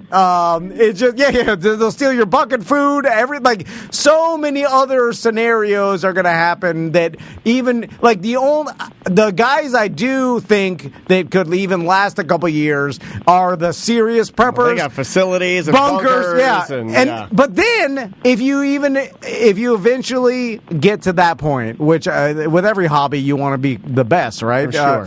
That's the goal. I always look at those people. I mean, they do like shows on preppers and stuff, and I look at them and they have a plan and they have they're always like everything's in a bug out bag, and they throw it in the car. They're always revising it, making it better. They run drills. They got their family involved. They got tons of weapons and ammunition and water, and they can survive 5 years. And I'm like, great. Like, these people actually stand a chance to survive, right? If like some apocalypse but they're happened. the outliers again. But then I'm like, are you living your whole life? Because again, going back to the percentage chance that the end of the world does happen, I'm like, are you living your whole life preparing for an event that will statistically never happen? And then how does that affect you mentally? Where are you in the back of your mind, because you've prepared so much? Yeah.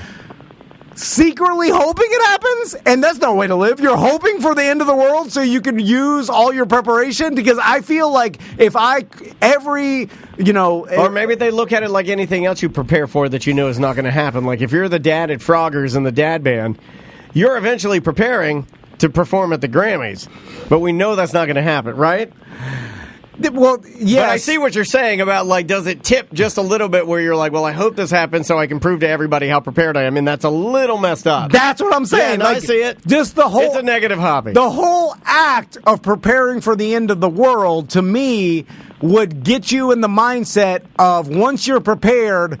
You kind of want it to happen, which is screwed up to me. Like, that's the whole reason, like, that I think the whole idea like of insurance. it is flawed, because you're prepping for something with a less than 1% chance, and if you're spending a lot of time and effort, and in the back of your mind, you're like, well... If it does, like, are you disappointed if you get to your deathbed? I don't think Chelsea is. I think there's some people that are, but I think Chelsea would be like, you wasted your life. You wouldn't be disappointed, would you, Chelsea? No, because, like I said, if, obviously nothing's, going to happen, but, I can at least take the stuff and go camping with it, there you go. and She's learn a positive. I like it. This has been one of my favorites. And besides, wouldn't it be cool to know, just in the back of your mind, that you're the last person on the earth that actually survived? Terrifying to me. No, I don't want to know that. Well, first off, out of your mind, lady? That's a horrible thing to know. Chelsea, there are hundreds of people I've seen on TV that can outlast you right at this point because they're professionals with this. Lots of no, but she's putting her hat in the ring. Like the people that even hunt are above you. Like, you don't know how good I'll get. Yeah, you don't know. No, I hear it in your voice, Chelsea. You're going to get it. You are talking to female Tom prepper. In fact, right now, I'm hoping that the end of the world happens just because to prove that Chelsea does not stand a chance. She has You'll never last a week. Why do you get so mad at your own confidence? Chelsea, she has your confidence. You'll never last 3 days. We'll see. I'll last 3 days longer than you. Prep Tom versus Chelsea. I'm somewhat prepared. Yeah, she's got a bucket. What do you have? Oh, Chelsea, I've been camping dozens and dozens of times. But your wife's camping setup was not talking about prepping. You guys had a full kitchen out there. Do you know how to use guns? Are you trained in any of that? Sure, yeah. No, you're not. I hear it. You put the hose down the barrel. Yeah. I've shot guns. I'm not gonna lie, but I do have family that has. And no, I had bad experiences with guns, so. You were shot a few times? My God. Well, no, I was. Well, that's a story for another day. Oh my God, were you held at gunpoint during sex? Chelsea, what? Do you want to go to one of these, because they do schools now? You can go out and take a survival class from someone. I mean, that would, if you really want to take this seriously. Now I'm going to turn into positive Tom here for a second. Stop making. I'm glad fun of you tell us now, because I don't know sometimes. The lines are blurred. So, if you want to take a class with someone that teaches you what plants you could eat in Florida, why would I want to do that? And then how to purify your water and how to live off the land. Yeah, I mean, there are classes that they go and teach you that stuff, because that is actually relevant information. And I have thought about the most efficient way to make a fire without a lighter or something like that. Like dirt flame. You gotta use dirt flame. Building a structure, what to do first. Like, there are lists of things. Like, you watch these survival shows, they'll teach you, all right, first is structure. This is what you need to make it waterproof. Like, it's relevant information if you are truly trying to survive, and they'll teach you how to do it. But anything goes wrong, like that's the problem with it. I see these survival shows, and the guys that are professionals, they ate like a little bit of the wrong thing, and they start puking, and they can't stop, and then they're 2 weeks, and then they're done, and then they have to call the emergency phone. It's hard to survive. Insanely hard. The chat room wants to know if we could send Chelsea maybe into the woods for maybe a day just to see if she can make it one day in the woods. Like maybe we could do set up a thing like a challenge where to see if she could stay 1 to 2 nights in the woods. Well, I feel like 1 to 2 nights you could just fast at that point. Like you're not even trying to find. You know but how she's hard gonna it is have to set up the structure. That whole thing. So hard. Well, Chelsea, I'm happy that you were our contestant. You're a very unconventional, positive, unprepared novice prepper, and I think it's great. I think you win. You did a great job. Thanks. Oh, so I think you hurt her feelings. We'll end with this. Where do you hope to get to? What's your goal in this hobby? Like Les Stroud style? Like, you said you're going to camp more and be out in the wilderness more, which is great. I love that. But do you plan to see if you can be out in the wilderness for maybe 5 days alone or something? Do you have a goal like that? Yes,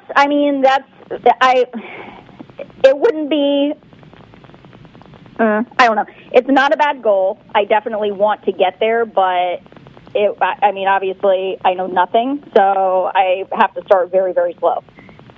So once I get, maybe a weekend under my belt, then start, a little bit bigger, go somewhere more secluded, that type of thing. There you go. Do you ever think about the logic of this Ukraine thing scared you into turning into a prepper, but the fact that you want to start slow means that if something popped off now it's too quick.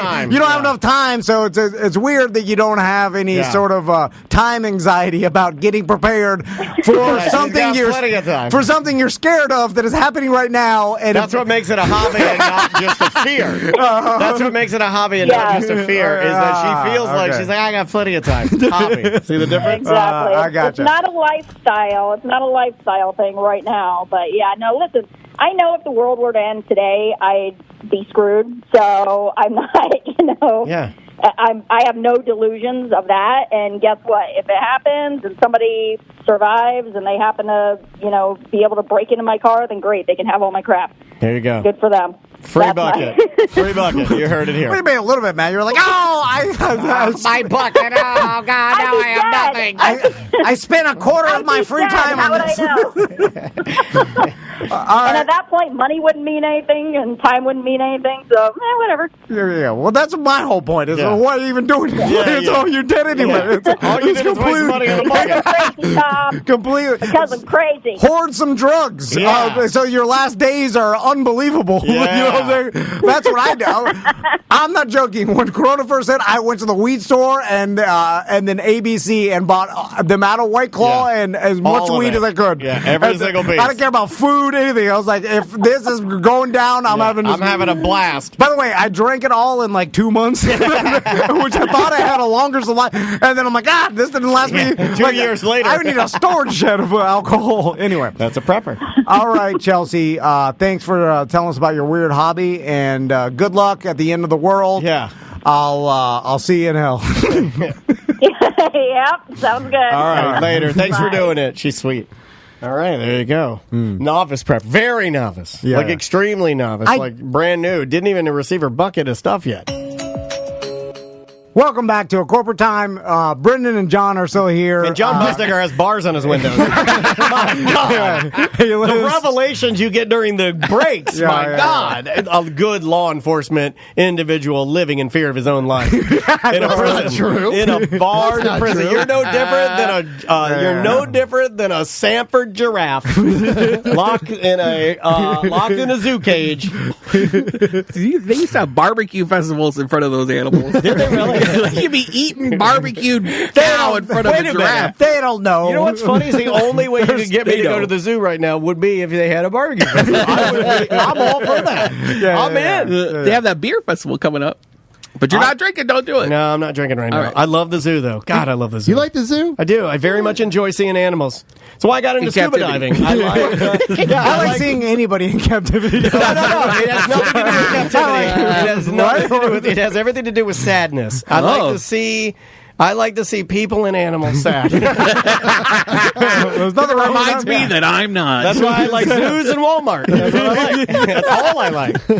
this show, zoos and Walmart. You should go to Gator. You like Gatorland? I do love Gatorland. Gatorland's fun. Yeah, Gatorland's cool. Savannah's crushing it out there. All the little things that they do, they got the good branding, they got the cool outfits, and they got the video. She's I love so it. famous. I love it. I just love it. She's like the most famous. She is, like, absolutely, and found her true calling. I think that's the lane she should have been in forever, right? It's like so cool. Have you been to the Serpentarium in St. Cloud? I have indeed. Okay. All right. That in the book. Strip All right. club. That's a good spot. Are there any? Where are we at with strip clubs? Let's talk about that for a second because I just got back from Tampa. Not in our book. Oh, did you go to Mons Venus? I tried to get Andrea to do it. I was pulling hard to try and get her. I was like, it'd be funny. Has she gone to one? She's been to many strip clubs. Oh. Yeah, she's not chill. She's chill. Well, that's the thing about Andrea is that she's a lot like Tom in that she's very logical. Out of me and Andrea, you would think that I would be the one that have gone. Correct. I've never gone to a strip club. But it doesn't do anything for Andrea. So it could be a strip club to Andrea. It might as well be a Wawa. Is like she she's awkward in it? Or no, she's like him. It's not. They're not. You put them in scenarios that the normal person would be awkward, and they're so logical. They're like, well, these ladies are just working. I'm not into this. I'm not gay, so I'm not sexually attracted. I'll have a beer and I'll sit with my husband. No I'm big deal. gay and I love it. Yeah, well, I mean, like I love it. She's not into like. It's not like she's there to see the ladies. There aren't dudes walking around. We up did there. an episode at Rachel's North. Nice. And during the lunch because they added the new chef was like from the Ritz. And Oh, my God. And he was a friend of mine, so he invited us. And John Suck had that to blue, look at sit with fucking his. boobies everywhere. The change room is right by the kitchen. Yeah. And right by the My dining legs have a room. pubic hair. And so they're all just walking by naked, and John had to sit with his back to them because he didn't want the temptation. And so the whole time, my mouth was open because I'd see these women like, whoa! Wait, John didn't want the temptation. Also, like, when Because he's a good my man. back was to the door, and I'm not just going to, like, every time somebody walks out, oh, my God. That's why you're there. You That's can't what I control did. yourself. And you're like, I can't be. This one girl came out. I see him. It's cheating. Oh, God, I got to go to church. This one girl came out and her hair was down to her butt, and she looked like she was like from the cover of like the old heavy metal animated movie. You know what I'm talking Okay. about? And she came out gorgeous, like the curves, everything, Yeah. and she walked around. And did he go, completely naked. look. He wasn't looking, but I was like trying to, because we were in the middle, like we're both had our mics in front of our faces. We were talking about something, dumb, like a restaurant opening. And and I was trying to signal to him, like, look at this, Look at this girl. look at these boobies. Yeah, look at that. Oh, my God, I've never seen a bigger bush.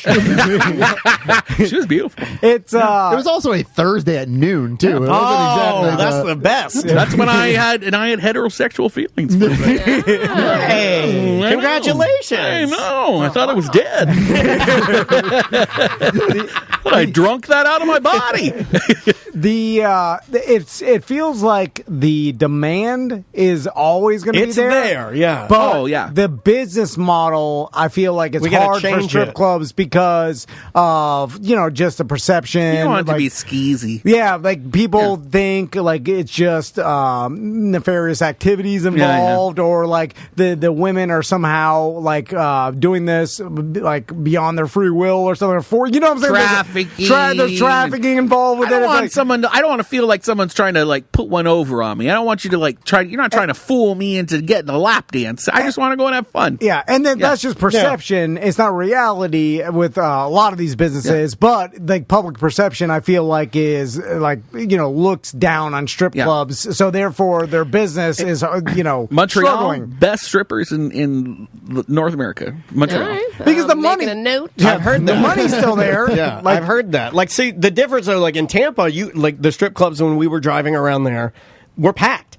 Like, especially at night, it was no different than any other bar. So it looked very much like we used to have when we had strip clubs around here. The Tampa ones were just wild. I mean, like, we didn't go into any of them, but they were making money. There's no shortage of lonely men out there. That's the one I don't want to go to. I don't want to go to one that's full of guys with their hands in their pockets. Me Like I want to go to like a either. fun. You may not want to go to strip clubs then. You may go to all boys that just stay to like gay mermaid thing is way more reputable, I would say. keep talking about my gay mermaid. Did you like those? I did. Tom and I love Stonewall, and we've always wanted to be in the merman tank. And it's broken. Yeah, it's broken. We heard. Yeah. The problem is, it's like saying I don't want to go to a bar and see alcoholics. Like, it's gonna happen. They'll be there. Now you have to choose to ignore that aspect of it because normally they kind of sequester themselves into a little area of their own, and you just don't go over there. Yeah. But like, the regulars. How busy are the ones around Orlando? That was sort of my question. Know. I don't think they are. I drive by Diamond Club. It's always empty. What's the one right here that burned down, basically? So that Dancers. Dancers Royale. But there's like 4 of them on South Orange Blossom Trail going towards Florida Mall. Well, Dollhouse closed, right? That's gone. I just don't know. They changed names. I went by there the other day, too. City of Winter Park bought booby traps so they could tear it down. They tore that down. Well, I'm sure Why just would like they do that? every company, they're having a shortage of employees, and it's hard to staff. They're making more money on OnlyFans. on Instagram and OnlyFans, though. Nobody wants to work. Thanks, Joe Biden. Well, if you were Thanks, Joe Biden. all getting their government checks. if you were a stripper and willing to do that, you were like, well, I could just go to Instagram or some other OnlyFans We're or whatever, safer. and I could do it myself privately. I say privately, you're exposed to more people, which is the irony. It's like more people see you naked, but it's on your own terms, and you get 100% of the money. So it's like, and you don't have to. But you're more visible that way because people will screenshot, share, and chat about. True. Whereas if you're just dancing at the club, the likelihood of somebody running into you at Walmart or something like that just ain't going to happen. And there's no phones.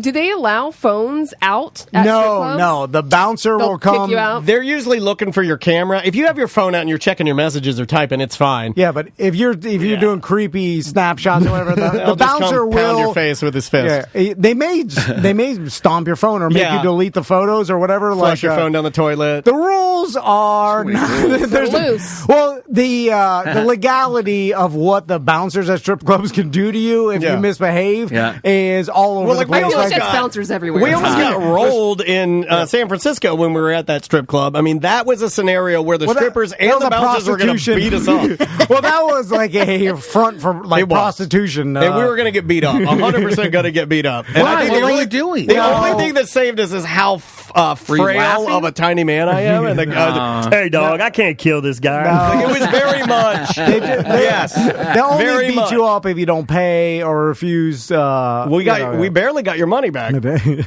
Wait, did you dispute the charges? No, they robbed them. No, we begged these girls. I didn't give my money. I just gave it. So we had gotten nervous about where this is going. We got into a scenario where the girls that were giving us lap dances thought we wanted to cheat on our wives. Oh.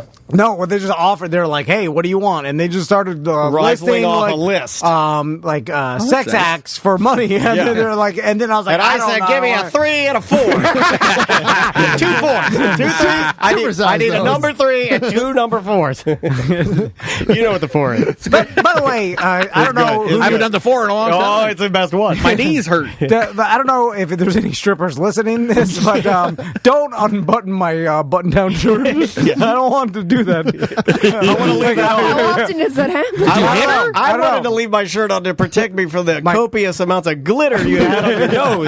Yeah. And then I don't want a scenario where I'm running out of here with an unbuttoned shirt. Can we make that a TV show? Let's make that a TV show. Tom and Dan go to the strippers. If you look down at the shower drain, and I see little bits of glitter going down, and I'm like, I didn't do anything. I promise I didn't do anything. She was just rubbing her face on my chest. So what's this Friday show? What do you guys got going on? We're going. Well, we record on Thursday, so after tonight, we're going to go hang out at 7 Bites for the Orange Blossom Pilsner release. It's their 20th anniversary, so they're having a little party over at 7 Bites. How many dads do you think at 7 Bites have said, so good, I probably should have had 8 Bites? How many dads do the 8 Bites? How many dads? If you do the 8 Bites, email me. I want to hear from you. We'll try to do that tonight. Okay, little Easter egg Put that in there. Put that in there. And then so it can be downloaded on podcasts. Do you always do the show mobile? Yes. Yeah, We're always in a different spot. It's funny, we've done this 5 years now, and so every week we're crazy. somewhere It is crazy different. because I remember when you started. Yeah, you said we wouldn't make We it. used yours too. I didn't So you say told to all you. your friends. Okay, well, Well, you I did. hate to-go shows, and here is a duo, much like us. I mean, some would say in some ways a more powerful broadcasting duo. Better looking, for sure. Brendan and Buster. I would agree with that. Tall, not yeah. stunted growth. You can tell I smoked early because it just never reached full potential. My mom probably did because she was a whore. Yeah. But I will say that these guys, they do a go-to show, something that intimidates you and I, and they do it weekly. And we have to talk to like real people Yeah. and things like that, and be out. But in the we're public. only an hour and we're once a week. Yeah. And you guys got the best time slot. Do we, though? Yeah. I think it's the worst time slot. It is too much. Tom just went, hey. He gave you the Kanye. I thought nights were the worst. That's what they told me in radio. They're like, what the worst at night? Yeah, and ours are seriously. Ours is after yours. But they told SBK it was the best. They told me it's the best. Right. Yeah. Then I was like, time slot? Like, I don't know what that means anymore. It's a whole on demand, right? You just go there and you hit play. And Why don't you like mobile shows? what go-to shows? They're hard. Why? Why? I feel like it's like unless you have a specific laid out plan and it's improv. They which me and probably Daniel lay it do. out, though. Yeah, you guys probably have plan. ideas of where to go, whatever. I start getting comfortable, then I start doing the show, Yeah. and then I start, to me, it's harder to do on location. I would agree, show. yeah. And probably because we're in the studio so much Monday through Friday that when we get thrown off, I'm an old man, Brendan. It's like any old man. You throw me off, you put me in a new scenario. I'm like, I don't know where I'm at. I know all about that It's like this week. once you take your pop up to the hospital, Yeah. it's done because he's Which training room is it? Once he mixes up his pills Ours one time. it gets a little risky sometimes. Sometimes, like, because we drink. We're drinking and we're eating and Yeah. we roll up. And I'll have a list of, like, the headlines that we've written Brendan's about that better week. at planning things out. I kind of just show up. Hey, that's what I do. But I will say, I think our biggest challenge, and it's never really I affected think our it. biggest challenge is we can get too drunk sometimes. Yeah, but it's usually Like fun. we did after. a that's Tori what they Tori. want. There's only one episode where it I went can't a believe little they aired above it. and beyond what we should have. We went to Tori Tori. It was like almost blackout. That's a drunk, good and Oh, they I'll have aired to go it. back and listen to that one Oh in the yeah, archives. it's because we pre-gamed it at Wally's. Oh. And then we went to Tori Tori, and then they started bringing us like Bottles of sake. bottles They of just stuff. kept sending us like bottles. But our biggest concern usually is like how loud it is in there. Because Oh, we yeah, go that's to true. bars and it's loud, but Yeah. we've never had a big problem. Or like homeless people talking to us if we're on a We've had patio. that a few times, Which we too. don't even. We used to like we used to stop it when that would happen, but now we just let it roll because it's kind of Yeah. funny.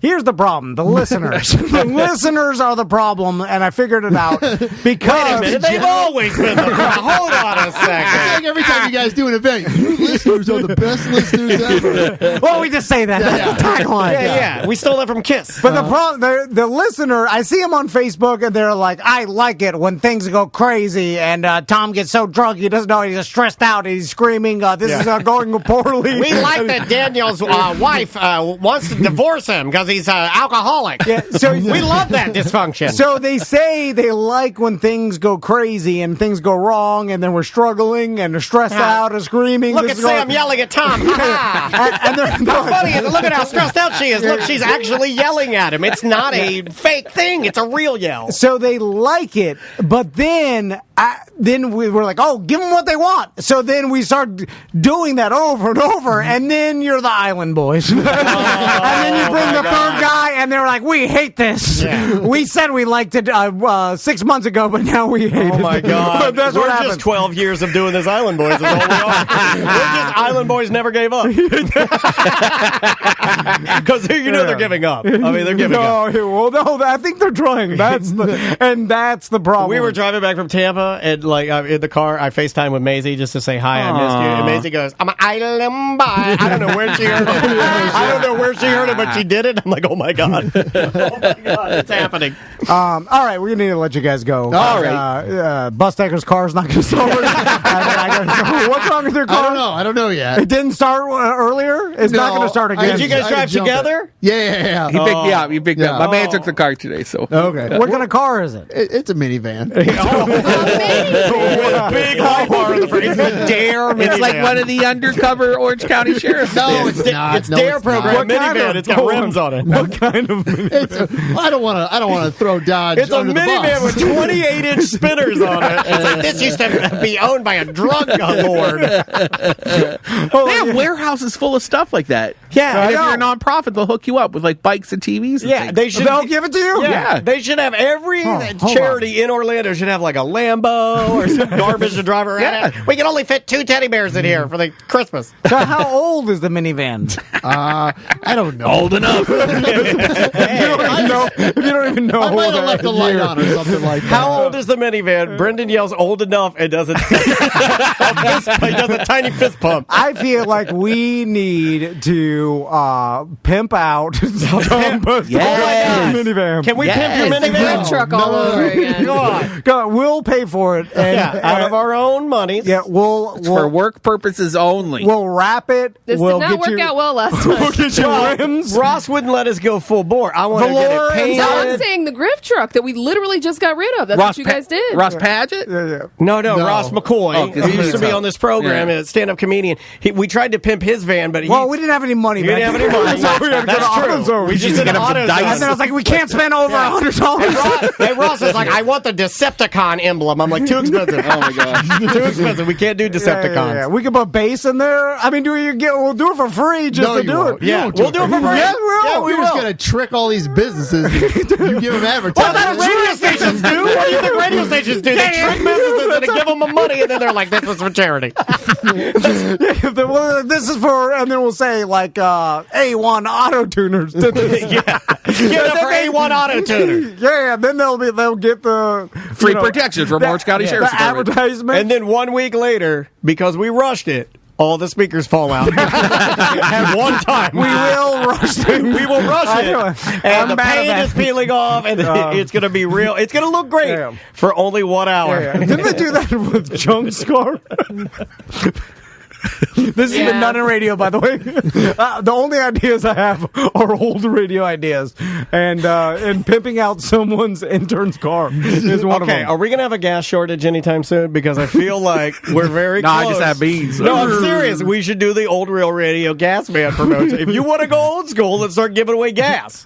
They're doing that now, aren't they? Yeah. I don't know. We should do the thing. $50 gift card. No, no. I'm going to get you two gallons. That's not how you do it. We're about to do it with Mo to Win. Maybe. Yeah, No, that's not how you do it. If you really want to do it old school, what you do is you buy the block of gas and you run a line. So what you do is you go over to the gas station and you say, I got $10,000 on Yeah, gas. yeah. And you just run a line. And everybody gets in line and you just pump free gas that way. That's how you There was do a guy it. in Boston You that don't do just the did that. $50 gas cards. That's garbage. You got to do the line where you do big D it. You walk up and you Are you go. texting Mo right now? I did this with Real Radio one time when the gas man promotion. I And then it walked creates up. a line. I was the intern with the company card, and I went up and I said, "We're gonna do it." I scanned the card, and we just ran people through. Oh, it. that's so fun. It's pretty neat using that much money. It We're in was, short shorts like pretty Daisy awesome. Dukes. And, no, I didn't. I think top? I probably had on like I was probably just like Fred Durst. It was in the That's hot too. Yeah. late '90s. Yeah, red. Yeah. Fred, late '90s Fred Durst could get jean it. shorts. Yeah, he could. He Actually, the present day one could he was- probably get it yeah, too. He could. John, do you want to go out and try to start your car, and then we'll deal with it. Yeah. Oh, okay. all right, You all right. embarrassed him by bringing it. You belittled him. Oh, is that what it Yeah, did? you belittled him. a I little bit. didn't do it on purpose. He I also just- has it's to get like- to Way his to job. cuddle John. Yeah, it's like, hey, shoot, is now a good time to talk about your ED? That's what the radio does. Passive aggressive bring up something that no one wants to talk about. So they give the storyteller the best car, right? Why would you do that? Everybody I'm back to sorry. station like, I'm sorry, John. I shouldn't have brought it up. I He shouldn't have gave brought you it a up. free book for I just this. give you a free book. that's what we get. You got a keychain and a free book. I mean, how much Make could fun they of a be? man. I mean, at this point, the paper prices are down. It's the best time to produce books. Anyway, all right, guys. Bungalore and the Bus on Fridays, and buy the book online. There you go. All right, perfect. Thanks, guys. See ya. See ya. Welcome back to A Corporate Time. Sanford 1 is here. Oh my Dustin's God. here. Hey, what's up, buddy? How you doing? Hey, doing good. How you guys doing? Good, man. Good. So, Dustin, the Mini Masters is this weekend, and this has become my new favorite Sanford event, just because I'm wearing my my West End Trading Company. Maybe sort of looks like the Masters, but they certainly didn't produce these, and you can't buy these. Yes, you can. But I have that hat on today for the Mini Masters. I think you're right. This is probably the thing that I'm going to really regret I didn't sign up to play. Yeah, and you don't have to sign up. Just show up. No, I mean, I'm just ready to go. I'm going to have to pull some strings to get out of a dance competition. I'm trying to do that this weekend so I can go with Sam to play some golf. Yeah. And I know we talked about it before, but you just go from one bar or restaurant or brewery to another. And go to Celery City first to grab your card. Yes. Yep. Okay. Starts at Celery City, and then do you know the all the other partners off the top of your head? I mean, is there how many holes? There's 18 holes. 18 holes, so 18 different bars. There's actually a few of them that are kind of upset because we have to max it at 18. For one, it takes a long time to play 18 holes. And, we just didn't have room for more. But next year, we're going to have to go bigger because pretty much every business in Sanford wants to be a part of it now. Well, you could run 2 courses and do just like a real Masters and that's run kind of what we're thinking. We might grow to that because it's been getting a lot of you do really a shotgun feedback. start, so you start on different. You'd almost have to. You'd almost have to. Yeah. Like Andrew and I got really into that. We were looking at the golfers leading off today. Of course, this is being taped on a Thursday. But you had some guys that were going off this morning at 9:30, 8:30. And then you had some guys like Rory McIlroy that they're not going to hit the course until 2:30, which to me would be very hot. Yeah. Which would you rather play? A little wet and a little cool, or would you rather let it burn off and play hot? Well, I feel like they're used to just playing in the morning, starting in the morning. So starting in the afternoon would be weird for golfers because it's just it's a start in the morning activity to me. I don't know. All those old retired guys, they all get out there at 3 o'clock. Yeah, I know. Every day, that's all they do is get out there at 3 o'clock. They sleep in, have their breakfast. And you're also isn't it hot? God, man, it's hot. 3 o'clock is hot as hell. Yeah, I go early. I'm an 8 a.m. guy if I'm going, but I like it because there's nobody out there. Well, Nobody else wants to go that early. Yeah. I used to golf all the time back when I was broadcasting with Drew Garabo. It was like our thing. And I'd play golf 4 to 5 times a week. I was like a golfer. And we would go Mondays and Tuesdays and Thursdays and Fridays. We'd play 1 or even 2 rounds. If we could get in 2 rounds, we'd do 2 rounds of 18 before we'd even make it in for the night show. It was expensive. Yeah. I had a lot of I don't have a family money. So we know about the Mini Masters this Saturday. I know we also have the food truck. Yep. Let's talk about that because the food truck battle is going to be huge this time because it's our first time moving it to the second Sunday from the third Saturdays. So we went big battle style this time, and we've got 41 food trucks coming out for this. Wow. So, and that's going to be on the Sanford L? Yep. Yeah, okay. Yep, Any same street competing close as the other one. or competing, rather, not competing, because that's not an actual word. Do you have any competing food trucks? Does the Amish pretzel truck get mad at the I don't know, the Auntie Anne's? Yeah, I love all the food trucks. They're all wonderful people, but they all get mad at everybody. Yeah. all damn day. Yeah, it does look like Everybody's mad at everybody. Yeah, all the time. I feel like food trucks, there is a concentration of a little bit of anger there. Yeah, you're going to put me next to the cotton candy? Jesus, what are you thinking? Oh, that's got to be hard. Yeah, working out the details of it. Oh, that's got to be hard. Well, you put all the stress and anxiety of a restaurant in a truck. in a moving box. and then put them all together. Or at least if you're in your restaurant, you can see another restaurant far away. But now you're they're everywhere, all around me. That's why we got sushi and soul at Celery, though, is because once you see it, it's all right, well, you can be successful in a 6-foot box. All right, we'll give you a kitchen. Let's do that. Right. And Eric is going to be out. Eric Merchman. He's got a food truck? with the top. And man. we're a wacky Wiener cart. inflatable arm tubeman, which Easy for you to say. Yeah, wacky inflatable flailing arm tubeman. Have you seen our tubeman? Oh, my God, they're amazing. I was going to apologize because at Pints and Paul's, apparently, Eric texted me. He's like, all the dogs are free. Every the dog. tube men would whoop that. Yours especially, because yours is the jumbo and mine is the large. Yours will whip down, and both of your arms were whacking the dogs on their heads and whacking their faces. He sent me a video of a bunch of little pee-pee dogs freaking out, man. shaking. You know, like tiny dogs, they start shaking. They're always shaking. It's like they think they're going to die. Yeah, and they're barking crazy, and then apparently That's how I'm dog... going to die, by the way, screaming and shaking. And so I apologize, because apparently it was causing a ruckus. At One of them bit mine and put a hole in one of my arms of my tube man. So we got to get that repaired. So, but he's going to be out at the food truck event, and that starts at 1 o'clock. 1 o'clock, and it's a lot of food trucks. How many food trucks do you think, let's say, one of our bigger listeners can actually hit? Because 10. You think 10? 10. But you got to think, so we have judges for this one because it's like a whole battle thing. Oh, who are the judges? I don't know. So they have to eat from all 41? So they're all eating from all 41. We've done this before, and the biggest we've had before, I think, was 36, and I was one of the judges, and it's painful. I did it at I did it at Detective Barb's chili cook-off. I sat next to a bunch of old fat sheriffs and police officers. I'm serious. I'm just calling it what it is. I'm old now, so you take the filter off. Yeah. I sit next to all these old judges and sheriffs and there are a bunch of fat judges, and me and Jimmy, and we did it. And it is so hard. I did it 1 year too. I didn't realize so hard. Like I was eating the whole bowl. You're not supposed to- Oh my God, no! Yeah, this guy Well, no one told me. Eating like a homeless guy when the 7-Eleven lady says you can get a free drink, and he goes back there with the Bubba Gulp, and he was eating every he bite, must the have crackers, such the bad cheese, diarrhea. the onion. But you start out strong because you don't realize how much you're going to eat. So you get the first plate, you're like, oh, this is delicious. And you start eating halfway You through do a it, you're couple like, bites. oh, there's 30 more? Then Crap. Oh, yeah! Sanford.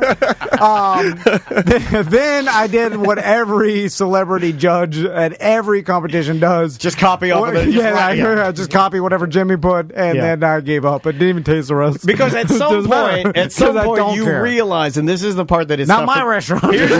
Thank you. And I have diarrhea. This is the thing that's hard for people to understand. But as I was judging a chili cook-off for charity, I realized that my stomach hurt, and I realized that the wooden spoon or the trophy that goes to the restaurant didn't matter to me at all, and that I didn't care about these people and their chili, and that I just needed to write down any number to get the hell out of this judging thing because it was ruining my gastro. In fact, you cannot even comprehend how little I care.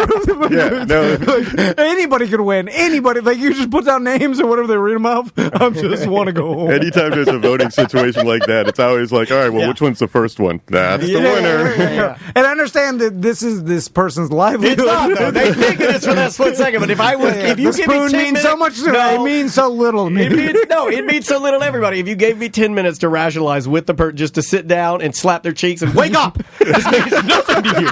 Trust me, trust me, when this is over, you're going to never remember this for the rest of your life. This means nothing. Then they'd be like, oh, you're right, Dan, you're right. I'd be like, okay, I'm glad we had this talk. It's a GD spoon they bought at Pottery Barn. And then they had their grandpa use a burning iron to burn their name on it. It's an afterthought. They don't care about you. They hate you. And your chili. What does this have to do with crime?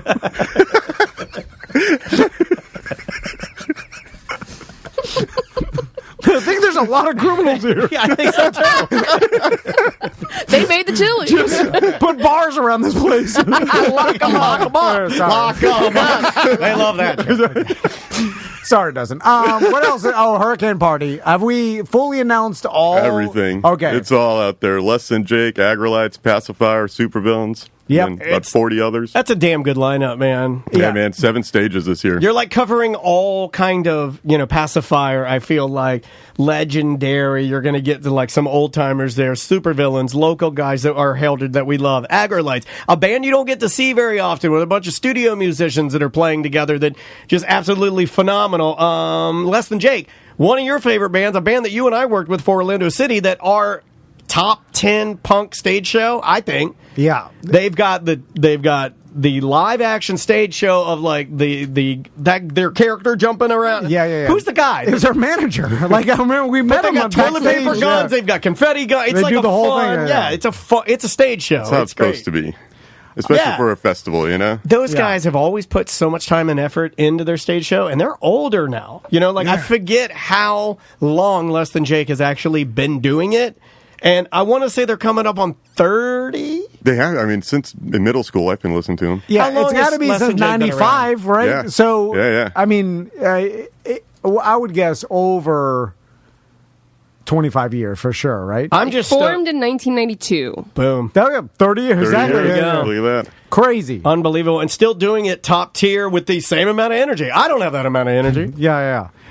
Same with popularity too. I mean, like I feel like they never really dipped in it throughout that. They've always been that Pretty same consistent. consistent level of like they're still pretty relevant in the punk rock scene, just like they were 10 And years ago. everybody knows them. Yeah. I think that genre of music, like if you It's coming back. ska or you know what, like it's a genre that didn't really morph into anything. So if you're still playing can't. the same music, it's still relevant because it's like ska. It's not extremely unique. It's not like hip hop and like morphed into something completely different than it was in the 80s and 90s, or you know what I'm saying. So it's like you could tell when this came out is dated, but ska is not really dated, right? You know, Well, it's like I mean, it is. it can be polarizing. Some people hate it. it's a dated, Yeah. it's a dated, I guess, Serial style, killers. but it's not like if you hear Less Than Jake play a song that they played back in the 90s, It's going to sound the same. yeah. And it doesn't sound dated to me. It's like, oh, great. I think it's because it's truly a unique style of music. You know, there was a reason why I think a lot of people, when they hear ska the first time, why it is polarizing. It's because it's certainly unique music. You know, you're It's weaving. so fun. It is fun. It was fun. It was I've always huge. thought it's fun. 90s prom. I mean, ska was the way to go. Everybody's skanking out there. Do you ever skank? Not at my high school, they were. Did you skank? Oh, yeah. Yeah, I I do. skank now. Oh, Yeah, we so does skanked Andrea. hard enough to make the CD player skip. Yeah, Andrea does it. Andrea will she'd be out there kicking her legs around. I skanked during Warp Tour in Miami. I think we all did, right? Yeah. I think The we The all- last Warp Tour in Might be- Orlando, I almost passed out in the skank pit because it was at 12 p.m. Oh, you did the old like golf. Real Big Fish opened up, and I did not need to be out there. Is that what they Almost call it? A passed out. skank pit? Or pit? Yes. I don't know. I didn't want to say anything. I'm not getting beat up. So, Dustin, any other? I mean, obviously, your hurricane party's in June. Any other events that are notable before that? Let's talk about the events that you want to do that Paul really is holding you back on. More fishing tournaments. Has there been anything? No, sort of serious question. Has there been anything that you or Paul have been like, we want to do this, but Actually, I have something Too that crazy. as of today, I've got something in the works that could be a big weekend festival in Sanford, and it would be something along the lines of like a stand-up comedy festival, okay. which would incorporate like everywhere in downtown Sanford, like a film festival does, the Love Your Shorts does, Or like Porch Fest does. I mean, you yeah. guys are getting kind of Yeah, good at I mean- implementing all buildings in Sanford can be stages if you want them to bad enough. Yeah, you and we've could been do- doing the comedy shows that are doing really well, and I've got some comics out in the West Coast and a bunch of the road dogs out there that are now contacting Well, a lot me of our wanting to guys do don't shows. know this. I don't mind saying it. Hopefully it's okay. But before I even knew you did events, before I even knew you did radio, I knew you as a stand-up comedian. That's how I met you. That is, yeah. So, I mean, a lot of people don't know that you did that a very, very long time ago and did it professionally and did it at a very high level and then decided, I'm going to do this Then I thing. went into radio. Yeah, I don't know why you did that. I should have skipped that part. Hindsight, man. Because it does make sense. You could do the Sanford Comedy Festival and then have multiple shows at all the different venues because there's so many different A lot of possibilities, good venues. Yeah, and you could at that point bring in some really big acts too. I mean, if we opened it up to do it as a Aspen Comedy Festival, it's huge like that where all the places have different venues going on and different stand-up comics. So there's an idea that we threw on. So we're always thinking of new ideas and new things we can do out there. That's I mean, just every like day. the like crawfish boil. And That's all, April 24th. Yeah, last year that was us sitting around going, you know what we should do? Get some crawfish. Yeah, and but I like how you guys do it because you're like, hey, how can we make this affordable and you get your money's worth, and it's a good time because you're able to do it. You're not some giant corporation where it's like the margins. There's like, hey, let's just do this, make it bring people down. Who cares about nickel and diming? Like, let's just make it a value. So, and you guys have already been done. Yeah, the same way that you guys, we talk about. It's like we want to do as much stuff we can for free. Come out and enjoy the entertainment. There, like with the Crawfish Bowl, you can come hang out and watch the music all day. Supervillains playing, a couple other guys, and then you pay for the food. But the event itself is pretty much always free. Yeah, and so that's what, you guys do it right. So any other notable events before we go? Yeah, Crawfish Bowl is the other one, April 24th. Tickets are going on sale after this weekend for that. So you'll have you can pre-buy VIP tables. Beside that, it'll be walk up, buying by the plate kind of thing. Yep. The big one is going to be the battle on Sunday with the food trucks. That's going to be an awesome day. Everybody's already coming to Mini Masters, so we don't really have to talk about that. Yeah. But that's about it. Awesome. And this is the reason why we are doing our project that BDMs know about in Sanford, is because you guys got so much cool stuff going on. It's really in fun. fact, Dustin came by and it looks awesome in there. yeah, thank you, man. Well, I mean, that. Tom and his wife have been busting their ass to put together a... and there was an issue Sam with for 2 days. pillowcases yesterday, but I think it got resolved. Oh, What happened? Oh, the pillows. Don't talk about it. It was a whole thing. You know, we have we're going to be talking about it because our beds and our mattresses and pillowcases are sponsored, and a BDM and his company sponsored them. Dude, I sponsor your pillowcase. My wife. Wait a minute. Sorry, dude. That cool. My wife's like, "Have you felt the pillows?" I'm like, "No, I didn't take them out because my wife took them out of the box and stuff." Everything's brand new, by the way. Yeah. But she's like, "It's cool on one side and hot on the other." It's like, oh my God. He's like, "The cooling gel works." I'm like, "No way." She's like, "I swear to you, I thought it was a gimmick." And she's like, "Oh, I need one of those." Cold on one side and hot on the other. Oh, Dom's here. Hey, ladies and gentlemen. All right. Oh, well, ladies and gentlemen. Right as we're literally wrapping it up. Dom, what I'll get the blue mic. Get on mic just to say goodbye because we got to wrap it up. Bros. We got a couple minutes. Sorry, I am so sorry. I had this Loco Moco going on at my house. What's a Loco Moco? It's two Salisbury steak patties, right, on a bed of rice with a duck egg on top of it, like soft, gooey. Are you just telling us about your lunch? It was like a full-blown Chopped episode going on at my house, and I was at the judging portion, and Dustin texts me, "Hey guys, well, you're doing a judged eating competition." No, I'm just saying it was like my kitchen. I was like, he was high as hell cooking. Yeah, high as hell. He's pretending he's on Chopped. He's so high, he's pretending on Chopped, and then reality called and said, "Hey, you got something to do." He's like, "Oh, the Loco Moco was great." I got halfway into it, and then Dustin was like, and then I was like, "Okay, crap." So I was like debating on, do I just rush over there or eat this beautiful meal with my half-naked fiance in front of me? I'll see you later, boobies and Loco Moco. You should have just stayed home with the Loco Moco. I shoveled a couple more in their mouth, and I had to take a huge bong rip, and I came here. I like Dom's so confident. He's like, "I'm sorry, I'm late. I was eating." What do you want me to tell you? That's an honest. I don't have an assistant at this job, okay? I have assistants at my other job. This one I don't. I'm sorry.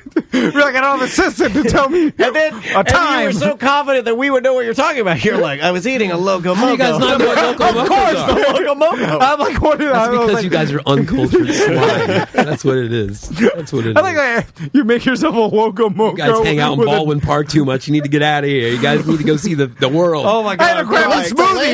I am crying. It's so funny. We should be eating those. Yeah, I googled it. It looks delicious. I'm telling you, it was amazing. All right, we gotta go. And I'm not kidding you. As you walked in, we were plugging the in. Yeah, we were. I rushed. Hey, I think my job's done here. That's it. But the chat room was chanting your name, and they're all about the Loco Moco. I'm serious. Check it out. While you're at it, get some spam. All right, there's some spam in there. All right. I had so much I wanted to talk to you guys about. It's fine. It's fine. Next time we'll talk about all the bands that Dom's bringing in to West End and being a part of all the events and including the Hurricane Party and everything. Speaking of that, right after the show, I need to talk to you about some bands because we need to book some bands for our Bad Business Beer Fest, which is happening the day before Sofa and The Suds. return. We're bringing it back. Bringing it back. And Kanye West, headliner. Non-polarizing. It'll be great. Do you He's think the best. for an amount of money, like some chic could get Kanye West to perform at his birthday party? Duncan for sure. Like, but what would it cost? What would he do it for? Like, It'd be a over lot. $5 million? Yeah. I Yeah, thi- because I thi- he's worth so I much. think 5 10 million's mil. nothing to I think him. 10 mil is the lowest he'd go, maybe. $10 million. $10 million. for Why Why one doesn't he chic just party? disappear and like live his life? That would be so He radical. won't. No. If I had that much money, I'd be like, I would too. "See you." Did you get a haircut? He's mentally ill. I did, but I didn't have time to even make it. I look like it. pretty. It looks I was good. too busy ripping Oh, you it look apart. nice. Okay. Oh, you look good. You look like Elon Musk. You got the. We have actually we have a barbershop underneath the office over at West End. What? You got a barbershop? Yeah. How the hell do you able to get a barbershop? Traditions Barbershop. Yeah. Yeah, they're rad. I Oh, love those okay. guys. Yeah. So they were a barbershop before. Oh, we gotta go. Yeah, I'm sorry. They're yeah. awesome. Radical. Yeah, we didn't open a barbershop, no. And Paul has no excuse. Dustin is his assistant. They're in the same office. The Sanford 2 is here. Loco Moco! We'll see you next week.